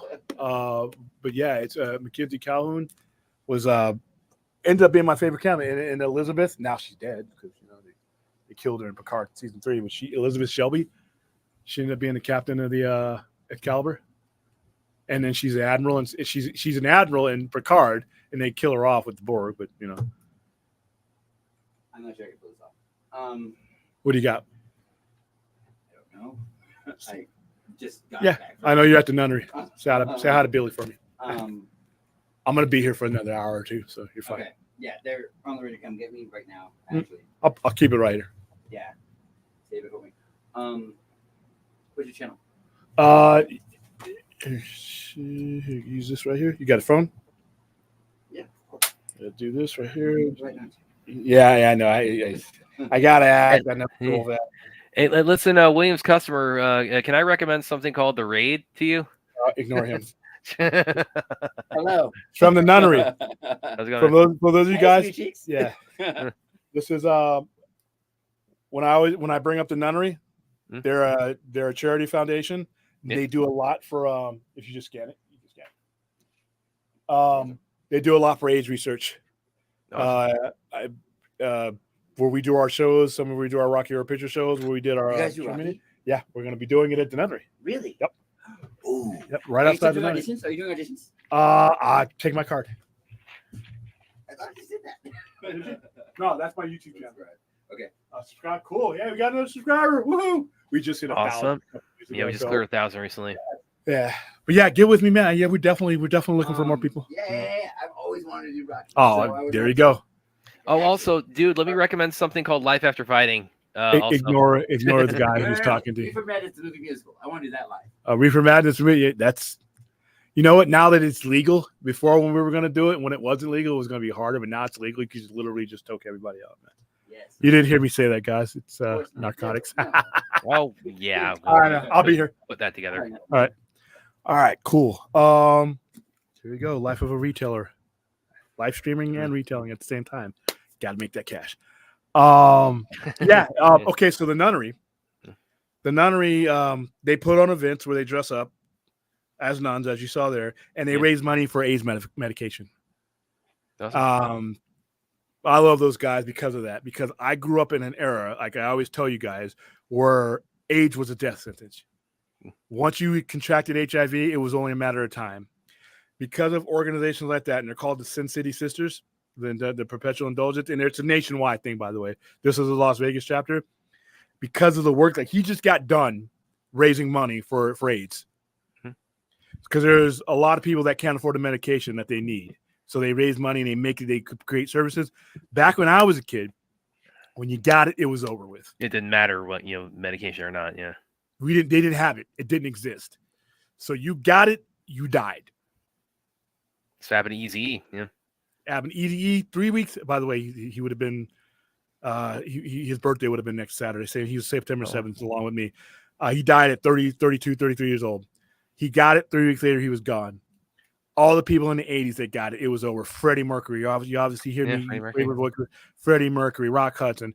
And there was a time where it was a stigma just to have it because it was considered a gay disease. But when heterosexuals started getting it, it became a crisis. It became a crisis you couldn't turn away from. And when you got it, it was over. Your estimated time of living was 3 to 5 years. That was a long time. Magic Johnson got it. Magic Johnson announced that he contracted AIDS 3 weeks after 3 weeks before Freddie Mercury passed away. So I'm living in LA, huge Lakers contingent there. And within the month of November, 1991 was fucking dreadful. Freddie Mercury passed away of AIDS. Magic Johnson had to retire because of it. Then you had Ryan White. You had all these people. You got it. It was over with. Now, because of groups like that, because of advancement, because of finances, because of the focus, AIDS is still something you do not want to get. Don't get me wrong, and I'm not minimizing it. But getting it now is not a death sentence. You can live. One of those guys that's in that group, he contracted AIDS and he tested positive for HIV in 1991. He's alive today. That's the new reality of it because these cocktails, all these, I mean, there's so many drugs that they list off and they got it all there that you can now, if you get it, if you are unfortunate enough to get it, it's not a death sentence. You can live a full life. There are drugs out there, I think Cutera, something like that, that make it to where it's undetectable, where you can't spread it. That's where we're at. So I know I just had a big nun come in there. People are going to be like, what the hell is that? The importance of what that nun is doing is I can't even put it into words. I hope that we get cancer and ALS, Lou Gehrig's disease, and Alzheimer's to the point where that is now. AIDS has been around, was relatively a short life before we figured out how to rein it in. I hope we get anywhere remotely close with any of those other ailments I just listed. You know, I'll dress up like a nun if it meant that. You know what I mean? So, but yeah, well, we do a lot of business with the nuns because, like I said, they have a big open space. We show a lot of our movies there. For those of you who came to Tromania, so that was where we held it at the nunnery. We just had a rehearsal there today. We advertised. Is that in the lot there, or where is that? They're on the top floor to the left of me. Okay. They're in the same floor, same vibe. But like I said, every time I see them, their head guys, Billy Pirio, they all dress up like that. They do benefits. They have a benefit out here where a lot of big donors get together, and all that money goes to programs to make sure that, you know, because these drugs, even though they will keep you alive, we all know what our medical system has to offer, and very expensive drugs. So you don't want to, now that we've got this under, you know, somewhat containable to it's not an instant death sentence, you don't want somebody to die because they can't afford this stuff now. Yeah. So those guys make it happen. So glad you guys were able to see our international viewers. You guys don't have to deal with that crap because, you know, your healthcare system is, you know, sane. So yeah, he's a customer and he's a subscriber too. So we just added him to our subscribers. Actually, by the way, we're 10 away. We are 10 away from 1100. Yeah, 1100. So I just checked that. We're at 1.09. So yeah, we are closing in on 1100. It's like every time somebody I go look back and refresh. Yeah. Well, yeah, and also I could tell I just made a new fan of the raid and Life After Fighting. So I don't think he heard you. I made sure. Oh, he heard. Is he still there right? He was fun right now. Is he still there right now? He has to go. They have a thing going on right now. Yeah. All right, you Twitter guys. I have a new QR code. The other one's not working anymore. Scan that QR code. It takes you right to the channel. If you are watching on Twitter right now, and you're watching from your computer mainly, you know, a lot. You know, if you're watching from your phone, youtube.com/@the-Sci-Fi-Center. The link is already in there. But if you're watching from a computer right now, a laptop, a desktop, just go ahead and scan it, just like he did. Scan it, bam, you're in. You're in. You are now part of the weird religion. You are now part of the grown men and women that are, you know, talking about toys and comics and all that stuff. But you know what? Like I said, he's buying a Star Trek book. This is a really good book too. This is the Mirror Universe books really do well. When I invested in getting lots of Star Trek books, I thought they were just going to be to make it look a lot cooler. People buy these damn books. I'm so happy I made that investment. So, all right, let's hit the chat. All right. Actually, when you hear the chat, because they all say that it's awesome that I recommended the raid and Life After Fighting. So there you go. I am not seeing. I mean, I love this religion of nerddom. Yes, we all do. Yes, we speak the gospel here. I'm still waiting for you to dress up as Wonder Woman. Now, if we would have raised the money, because remember that was at the beginning of our campaign last year, right? And there was a time I think we needed to make $2,000 or $3,000 or something like that. We had to hit a certain one, and we were $1,500 away, and we didn't read it. So I'm not afraid to do it. Come on, do I look like somebody? Do I look like somebody that takes themselves seriously? You know, William, my whole goal in life is to look like a fool and have fun doing it.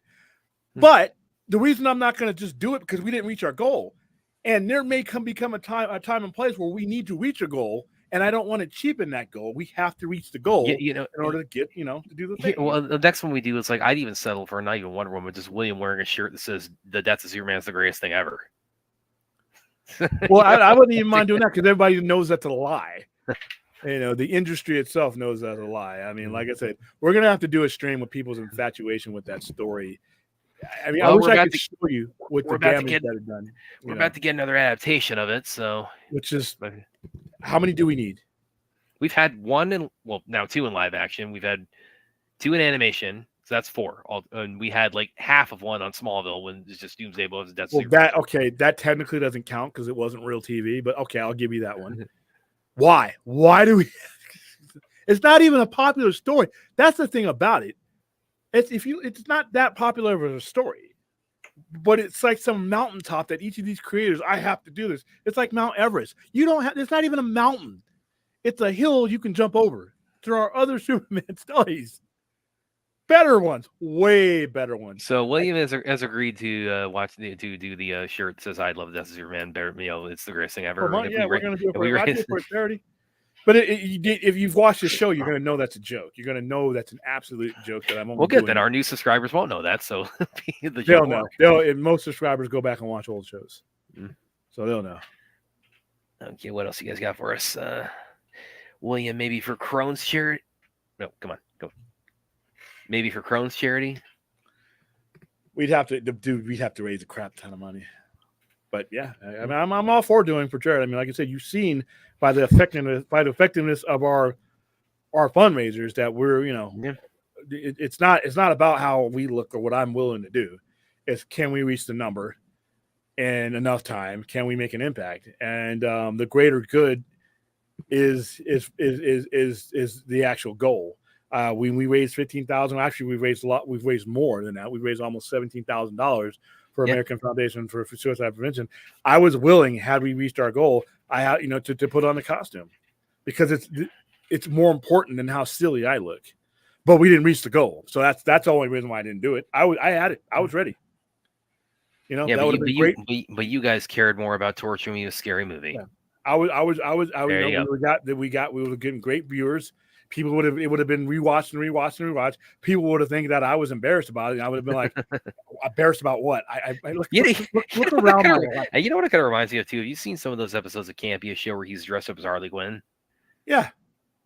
One time, I mean, he's dressed up. Like I said, you can't be in this particular industry in this that type of stuff and be conscious about shit. Fuck about what people laugh. I was the first person I learned how to laugh at. Everybody else came afterwards. So see, the thing about it is too, like with if you doing any cosplay, I mean, it's like all you would need is just the cloak, a beard, and a staff, and it's like you're the wizard right now. There you go. But I have the wizard Shazam. Yeah, I got you. I would do one, like I said, if we'd have raised, because at that point we were kind of struggling. We were getting we had gotten off to a fast start, but then we kind of died there in the middle before we took off again. And so I was like, okay, let's get this jump started. I was ready and willing to do it. But it's why we did 2 watch parties with Zack Snyder's Justice League, because that brought in a lot of viewers and a lot of donations. So I would have definitely Clint says, I'm Pastafari known to follow the religion of nerddom. Oh, you are just such a blasphemer. It's scary. No, I can absolutely assure you that is the worst money you've ever spent, my man. From his point of view, it's awesome. For one of these days, like 10 years from now, you are going to look back on that and say, it's like, I wish I could get that money back. No, he won't. I know the guy. He's not. Yes, you will. Yes, you will. He's not going to. That is never going to happen. When we when Life After Fighting, Undisputed, I'm mapping them all out. My genre stuff.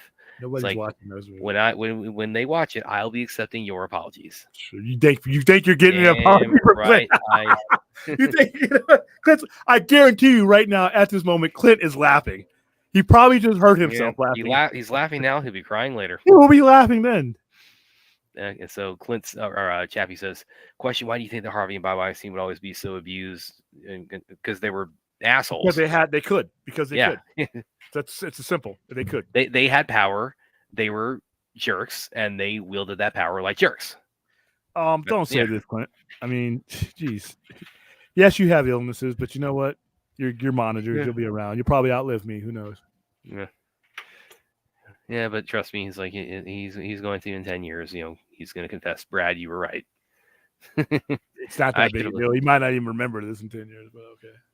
Well, if it's the best money he ever spent, it's like he's going to remember it because he's going to realize it's the worst money he ever spent. Get that money back. But it's like, okay, I'll pay you back with like showing you actually good stuff on here. See, Mighty Rack says, is Shazam the best character DC adopted from another company? Pretty. Yeah. Well, you have a lot of Charlton characters too that they adopted, like the Questions, thing like that. But the one that the from Fawcett, yeah, I mean, because for those of you who don't know, there was a lawsuit filed because back in the day, it didn't take much to file a copyright violation, and they basically looked at that as Superman. The courts would have never decided that these days, but yeah. Well, that's also why, like, you watch the movie at the school that they all go to. It's called Fawcett High School. That's a little Easter egg for it. And it was it was Captain Marvel, and then after Captain, once Marvel did their own cheesy Captain Marvel in late 60s, 1968, they copyrighted that name, and so now he is Captain Marvel, but they don't really call him that. But it's Shazam, the power. To be honest with you, it should always be Shazam. Shazam is what you could do. Captain Marvel, because he says Shazam. I mean, he says Shazam. Turn his powers on. So Shazam is his powers. Solomon, Hercules. I mean, you have the wisdom of Solomon, the strength of Hercules, the speed of Atlas, the stamina of Zeus, the power of Achilles, and the speed of Mercury. Yeah, so that's his name. So I never really called him. As a kid, I first found Shazam on that little cheesy $12 TV show that he used to do back in like I remember that. Mighty Isis with it. But that's how I found him. And but yeah, there are other characters that they've acquired, but that was the one that was the dumbest one because they Fawcett stopped making the characters, and then they ended up selling the character to DC. DC finally started using it in 1973. That's where Shazam officially joined the DC universe in that respect. But like I said, if you haven't read this, it's the best Superman story, and in my opinion, it's the best Shazam story. And like I said, with where Shazam was going, you could have made a good argument with Mr. Mind that we never got a chance to see, which is fucking stupid. With him being under mind control. If you read Kingdom Come, you know that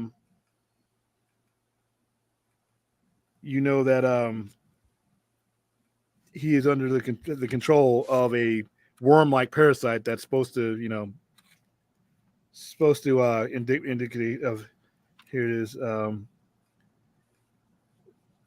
This is one of the this right here. Superman is racing to the battle of Armageddon, pretty much to fight the thing. He's flying as fast as he can. I mean, he's flying. He's trying to get there to. He runs into Shazam. Shazam. He bounces off of Shazam like he was a gnat. And the fight that takes place after that is epic. He's using, for those of you who haven't read Kingdom Come, Shazam uses his lightning bolts to say Shazam, and then he gets out of the way. So instead of him turning back into Billy Batson, this lightning, because Superman's coming after him, it strikes Superman. Superman being vulnerable to magic, he actually bloodies him. He almost kills him. Superman being super smart, obviously, he, right as he says it again, he grabs Shazam right as the bolt comes, and it turns Shazam back into Billy Batson again. But it's long enough just for him to talk to him, because he could have yelled Shazam again and turned back into him, but he couldn't get to him while he was still in his superhero form. He's like, dude, look at that. There's a bomb. These people you work for, Lex Luthor, all these people, they're about to wipe out all of us. They're about to kill a whole bunch of innocent people. I can't stop it. You're the only one who can. So he pushes Superman away, turns himself back into Shazam again, but this time he heads towards the nuclear bomb. And because he yells Shazam this time, he destroys the bomb, but he also turns himself back into Billy Batson, killing himself. So he sacrifices himself because that bomb ended up killing a lot of people anyway, but because it explodes high enough, it doesn't kill everybody. You got to read Kingdom Come if you haven't. Yep. You have to read Kingdom Come if you have not read Kingdom Come. And they really, like I said, if James Gunn if anybody does a Kingdom Come movie, do a Kingdom Come movie. Don't do some Kingdom Come light. Don't do some diet Kingdom Come. Don't do some sort of Kingdom Come. Do Kingdom Come. whoever does it, just please don't do some rendering of the shit. I don't want to see somebody wearing that S that's not doing Kingdom Come. You know, I just that's all I ask. If you're gonna do Kingdom Come, do it like that, because the weight of that story is heavy. It's heavy. It's why it was only supposed to be a one-shot thing. You can hear the barrel of Kingdom Come to this day, and it's been 28 years since that miniseries was released. All right. Yeah, they do. They have the best family. That second movie, dude, the first Shazam movie, I love the first Shazam movie. I don't think it should have been made unless you had a plan for Superman, because once you create a substitute hero, you lose the audience. But I did enjoyed the evolution of Shazam, because he starts out as this punk ass kid that you just want to slap the shit out of, right? You just like, you're a brat. His foster family is bending over backwards to make a home for him and to make him feel welcome. He treats his adopted siblings, like that little girl, he treats her like garbage. And I'm like, dude, somebody needs to kick this guy right in the nuts. And then, you start to relate to where he's coming from. He can't trust anybody, so he treats everybody like that. And then you see why he can't trust anybody, because he goes on a hunt for his mom, who ends up being a worthless piece of shit that is okay with abandoning him. She abandoned him in a park, and he's been looking for her ever since. So that moment where he's at her apartment and she closes the door on him because her new boyfriend is calling her, he realizes that is not his family, and that the people that are trying to be his family are his real family. And that's when Sienna, the doctor, I forgot, his name escapes me right now. He lets them know that I have your family and all this, and that's that moment where he's running off the roof and he turns into Shazam. Yeah, that's a great scene. Yeah, that moment transformed him into this prick that you just wanted to slap around, to somebody you're now rooting for. I love movies that do that. They change your thought pattern about a character by giving it to you from their point of view, and then having their point of view change into something that they can involve in. I love the first Shazam movie. I wish it hadn't been released in such a horrible circumstance for the company, because the second one should have been a celebration. It wasn't. I just think that like I said, that could have been a character that you could have really integrated into the DC universe really well, and it just wasn't able to because of bad management. But yeah, I love Shazam. Well, and like when you talk about like the management at the time, I mean, because I think also when you talk about like the connection to Superman, because it was like, I think they were like in the middle of making it too when the studio first cut off Henry Cavill from the role, because they were trying to negotiate bringing him in, for some kind of appearance, but they were of course they were lowballing him. They were saying, okay, we're gonna offer you peanuts, you're only gonna get this. And then he's like, no, it's like, I want to do another Superman movie, and they were stonewalling everything. So they didn't want to do another Superman movie. Yeah. They would have to touch characters that they fucked up on. So yeah, they would have to acknowledge movies they didn't want to acknowledge. Yeah, they wanted their thing. So it's like, so Shazam was kind of in a rock and a hard place, where it's like, it started out, in its conception under the like the right circumstance, or it was being greenlit under initially the right circumstance, but then like kind of once it got to that phase of like, now it's actually in motion, then the circumstances changed kind of right out from under it. Instead of being a support character, like I said, you can do the Z-listers as long as you're doing them in support of your A-listers, and you're using your A-listers to support the Z-listers. They did a horrible job. They called themselves doing it with the original Shazam, but really they didn't do it, and it's just unfortunate, Unfortunate. Let's see. I'm just looking at all right, we are 10 subscribers away from 1100. Woohoo! So I just want to look at those analytics. So it's 10:38. We've covered all of our topics. Yeah, and William said we're not doing an open panel tonight.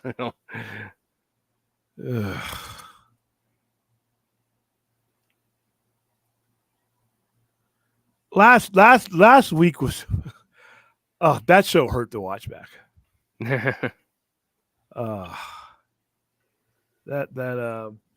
Yeah, a lot of people gave up on Aquaman too. See, when you came out with Aquaman, when you came out with these first round of movies, a lot of your general audience still thought there was more of what they were promised. They thought. I mean, that's why Aquaman did a billion, because he still thought the universe was still perceived, even though the Justice League debacle happened, the universe was still perceived to be in forward motion. And that, I mean, I would argue that lasted even up until, just after Black Adam came out, and then we made the announcement. And that's when you get the 4 that come out last year, where it's like you pulled the rug out from under them. It's like, what do you think is going to happen with them financially at that point? The general audience, like I try to tell people, like when we were on the stream, last night, people always want to try to bring up the extremists and bring up us. We're not the audience you're looking for. We're the audience that you're always going to have. But the general audience, and I liken it to this, and I try to liken this to Dave to this, when he's like, well, all these people don't know about the Snyder stuff. Like, yeah, right. They don't need to. If I have a restaurant, if I have a bistro, and you come into the restaurant, and the first thing you order a steak, I give it to you, right? I give it to you, and you come in the next week, you order that, great. Third time you come in, it gets even, great. All right, fourth time you come in, I have spam. Now, I might say, hey, all right, so you ran out of meat. I don't want the spam. I'll come back later on. But I come back next week, you still got spam. There's no steak. I don't need to know the details of how it got that way. You don't have to be into the Snyderverse. You don't have to be a 1% or 2%. You have to be on YouTube to know that you got something and you came back on the promise of that something being there and it wasn't there. You don't even have to have a fucking computer to not come back for time number 5 and number 6 and number 7 and number 8. You don't even have to be literate. You can be an absolute dummy and be turned off by that. So if I started you out with Superman, Batman, and Wonder Woman, and I go the better part of the next 5 years without those characters, I don't even need to. My computer could be a damn Commodore 74 with no internet. And I would still be like, my still question, if I ever saw you again, be like, where's Superman? Where's Batman? Well, we are. I mean, we were kind of. We were kind of seeing him. Just no head or in silhouette. So yeah, that totally compensates for it. But the general audience is like, the general audience doesn't need to talk about that. They don't even know who Zack Snyder is. All they know is that they saw a Superman movie, they saw a Batman, BVS movie. The general audience, not us. The general audience saw that. They liked it to the tune of 670 million and then 875 million, and then you proceeded to not give them that. Yeah, well, I'm still, God, I still look back on those cameos, in the Shazam cameo and the Peacemaker cameo. Yeah, and I look back at so much of that and think, like, I mean, how long were they planning on just keeping that up? Because even the Black Adam one initially, it wasn't going to be. They just had showed the S shield or something because they had to fight so hard to get Henry in the movie. So that would have been 3 in a row where it's like we had Superman without seeing Superman. So I mean, long term, how long was Hamada planning on doing that for? And I hear he has his plan and he was going to do Crisis. I'm like, even if you were going to do that, you had 5 years at the helm and all the control you needed. If it didn't get done, that's on you. And like I said, with Hamada, in his defense, he was the wrong guy for the job. You brought him into a situation that he was not suited for. So I don't blame Hamada. I blame the people who hired him, and I blame the people who kept those people in employment. Yeah. If you're not the right guy for the job and you fuck up the job, how do I blame you? You know what I mean? Yeah, he was never the right guy for the job, and it's still really that's a big question. It's like I've always said. It's like, again, long term, how long, and not just with Superman also, but they were doing. I don't think he knew. He did. There's no answer to that. I think they were just they just buying time. We're just skating by until we can throw something together. And it wasn't just with Superman; it was also with Batman, because you had a situation where the Batman you had was not the in-universe Batman, so you basically had to. That's a substitute story. I love the Batman, but we didn't get that because that was what they were going for. We got that because the original plan A, and that's what I did with DC sometimes. And they got to get out of this habit. We got to stop getting the substitute plan B from these guys. We have to start getting the A game. We have to start getting plan A, because right now, whether it be a general fan or a casual fan or a hardcore nerd, all of those guys have always been into position, put in a position to settle for less than what they were promised. And that hurts your brand no matter what you're selling. Walter Hamada was a genius, but not in the job he was in. Walter Hamada is a medium budget horror guy. That's what he's good at. He just was not the job. It's not his fault. Yeah, and that the like the reasoning behind my understanding is that because it was coming after the theatrical Justice League it went tanked, and the idea with his hiring was let's get our budgets under control so that these movies can be made for cheaper, and they don't have to hit the kind of levels that like BVS or Man of Steel did to make a profit. But again, it's like you can't sustain that long term, because it's like you can't just give us like the discount version of the DC universe. You can't. And here's the thing where the Marvel universe does play a part in your decision making. If you are going to put out and distribute movies in this landscape, and not only Marvel's landscape, but what they're doing, but with your own landscape that you did with BVS, and once those expectations are set, you do not go back without paying a price. And they tried to, and look where we're at. And we all are, Music Man. We all most certainly are. Kosa says, well, many people know they're not the right person for the job and know they don't have the skill set. In my opinion, don't take the job, otherwise you'll be held accountable for this. Well, no, I'm never going to blame because that person can think that he can do the job. It's up to the manager, the one doing the hire. To be honest with you, if you're the manager, if you're the executive, you got to do a better job. You know what you need for your company. The guy taking a job only knows that you're offering a job. If you as the management don't explicitly say this is what I need from you, and that's probably there was no plan. They grabbed Hamada and there was no plan. So they kept telling the world over and over and over and over for years we have a plan, when they clearly didn't. Yeah. So I blame Emmerich, I blame Sarnoff, I blame TGR, all those guys, all those guys. I blame all those guys because they were bad managers. If anybody has minimal amount of blame, it's actually Hamada, because, like I said, he probably wasn't presented with the job, qualifications that he needed. He was probably told, if you get the gist of how these people operated, he was probably told something, and was when the job started rolling, it turned out to be something else. Yeah, this is very true. Being a student is not a fake until you make a job. No, it ain't. No, it's not. And like I said, they can't. I guarantee you that Emmerich and those in charge, when they pitched the job to Walter Hamada, that is what he ended up doing is not what they pitched to him. I guarantee you that's probably. Yeah, I agree. Hamada's biggest mistake was he backed the wrong people. He should have stayed away from Tony Rayburg and Jeff Johnson. Yeah, that's true. He couldn't. Yeah. Those were the people that is true. Yeah. Put them in place. And then he also, I mean, he definitely made some huge missteps with the Ray Fisher, kind of situation. I don't even blame him for that. He inherited the situation that there was no right answer to that situation, and it was being handled horribly by everybody. Yeah. Once again, I don't blame Hamada on that. I blame there's a whole ton of people.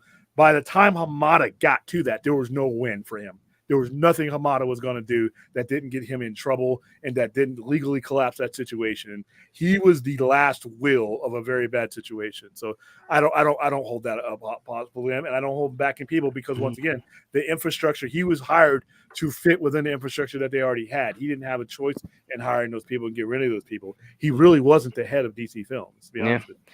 William Brad Hamada went to 3 regimes in his tenure at WB at Time Warner 18. Yeah, and they couldn't. Yeah, and you can't come up with a plan in 3 regimes. Yeah, that says a lot. Like I said, and plus, once again, I just truly believe he wasn't. He wasn't the right hire. He just wasn't the right guy. Droga says Joss Whedon was supposedly meant to make a Batgirl movie. It's interesting you say that too, because I remember. Yeah, I don't know why this. A lot of these things kind of stick in my memory so well. But during like the early stages of the push for the Snyder Cut, I remember this. I remember Film Junkie actually did a video when he talking about when Whedon left Batgirl, and he kind of posited this theory that because Batgirl was just kind of announced out of the blue when Joss came aboard Justice League, and he kind of had this idea that he thinks that Warner Brothers that wasn't even like it kind of fell into the same category as like a lot of the other things where they just announce these things just to kind of stir up chat. Yeah, and the idea is that with Whedon and Batgirl, the idea is that announcing that was a way to kind of get people on board with the idea of like he's taking over Justice League. Let's also announce this to sort of really make it look like this isn't like the hostile takeover it ended up being. And then also probably I'd imagine there were to the very limited extent I have any sympathy for Joss Whedon at all in that behind the scenes situation. He was I think it's also likely he was probably told the same thing that the cast was that you're just getting this over the finish line. We're just doing some minor reshoots. You're going to add some levity here and there. And he discovered at the 11th hour that no, they actually want you to take this over altogether. But also they kind of held the carrot out to him, like you can get a Batgirl movie out of this. That does not, of course, that does not in any way. The biggest problem with Joss Whedon is that he was hired. Now his conduct after that, but here's the thing though. That conduct was known to Hollywood insiders. So if you are a Hollywood insider and you hired him, I'm not going to blame Joss Whedon for what you did. I can hold him individually accountable. Yeah, but as far as organizationally, you bought a guy in. These things weren't a secret to you, and you bought him in anyway. I mean, you hired Jeff Johns. You promoted Jeff Johns. You hired Hamada. Dude, those are the people, and they're all gone right now. But like I said, it's just the fallout still remains, unfortunately. Yeah. I really, like I said, I'm going against my own rules. I don't want to talk about those guys anymore because they're gone. We have a new set of people that are basically going to have their own rope. Maybe they'll swing to the high points with it, or they'll hang on it. I don't know, but Hamada's gone, Sarnoff is gone, Emmerich is gone. I don't want to talk about those people anymore. Yeah, I barely want to talk about the people that are currently they're there right now. Yeah, there's nothing going on there as far as like I said. There's more coming out for Fantastic Four. And by the way, people, I don't know if some of you are inside studios and you're inside the effects team and you're inside productions and you think for some reason that Fantastic Four that there's no way that they're going to make that date. I'm going to need more than your bullshit opinion to back that up because they look like they're doing just fine. They look like they're, we already got, photos. I got more from them in the first 2 weeks of them shooting than I did from Superman. And I got better promotion from a movie that hadn't even started shooting yet. And if you don't think that they don't have a lot of that movie, if not most of it done, the CGI effects, like I said, if you saw what we saw at Comic-Con, Galactus is done. All you're doing is adding voice into it. Galactus is done. The visual, we saw Galactus at Comic-Con. We saw him. He's there. He's very identifiable as he's probably also been, I would venture to say he's probably been done like even before they got like this version of Fantastic Four off the ground, because they've known they wanted to do this for a long time. They've known the significance of Galactus as a character, so they probably behind the scenes have been like telling like their VFX guys, hey, give us a template for Galactus, just as far back as like probably like 2016. I would think would be a pretty probably good guess. Not too, as far as this version of him, they probably he's gone through different iterations, I'm sure, but I'm just the general idea of like we need to get what we want Galactus to be. We got our ducks in a row on that. I'm sure they've been like going through like different designs, different concept art, all kinds of things for a long time now. The CGI work is probably already done because it's probably not motion captured anyway.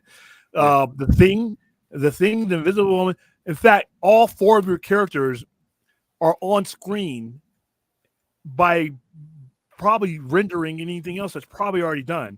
Anything the Human Torch is doing, and when he's in full flame on mode, they probably already got the body scans and stuff for that. That stuff's probably already in there. Kosa says if Matt Reeves was able to deliver that fire teaser for the Batman with minimal filming, Gunn could and should have had something right for Superman and San Diego Comic-Con.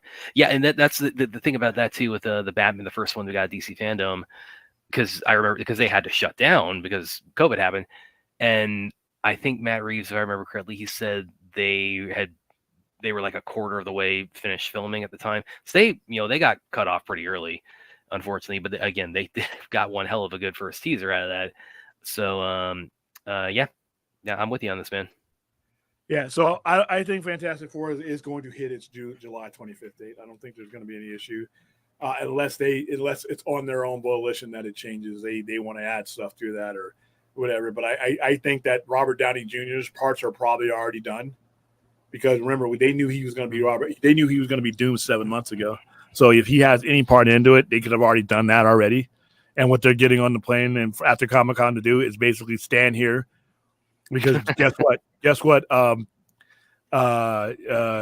Johnny Torch, you can't really fly. We're gonna have to CGI. So guys, listen.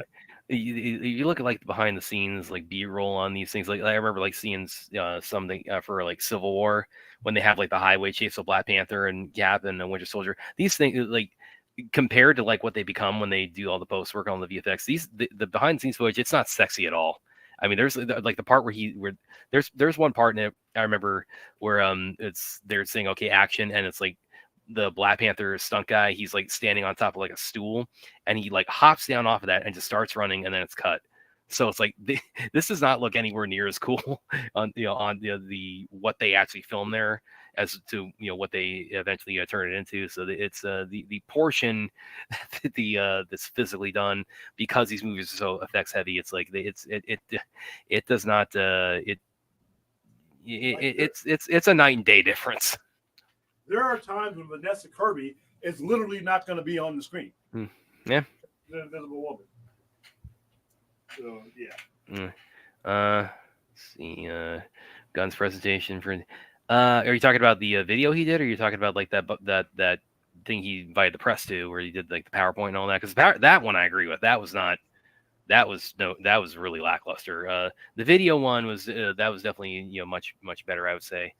But yeah, that PowerPoint's like that was too minimalist.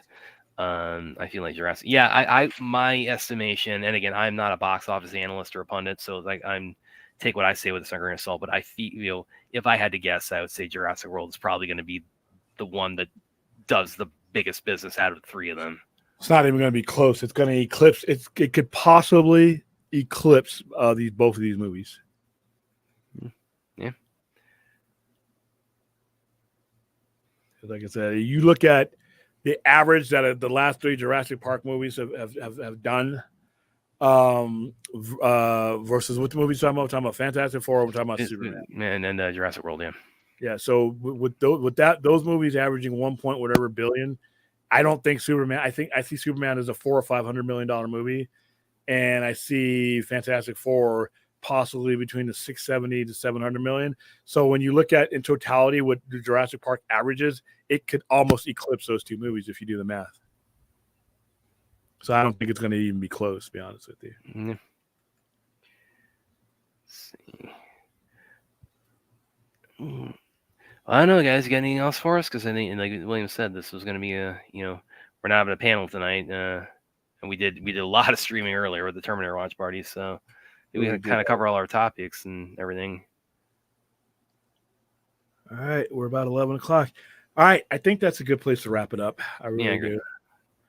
All right, guys, please like, subscribe, hit the alert bell, share the streams, share the code, QR code that you saw on my Twitter page and that I put in here, and probably see you tomorrow for a small wrap-up show, Sunday night stream. Don't think there's going to be big news, but I think our audience will be bigger because you guys are probably off on Monday for some of you. Yeah, so, Labor Day weekend. There are no days off for me, so it's they're on Monday. So, all right, that is it. You got any last words? We'll be back. Are you really telling me people aren't getting a Terminator joke on our audience? Not the way you're saying it, no, but okay. Yeah. All right, guys. See you tomorrow night. There, guys.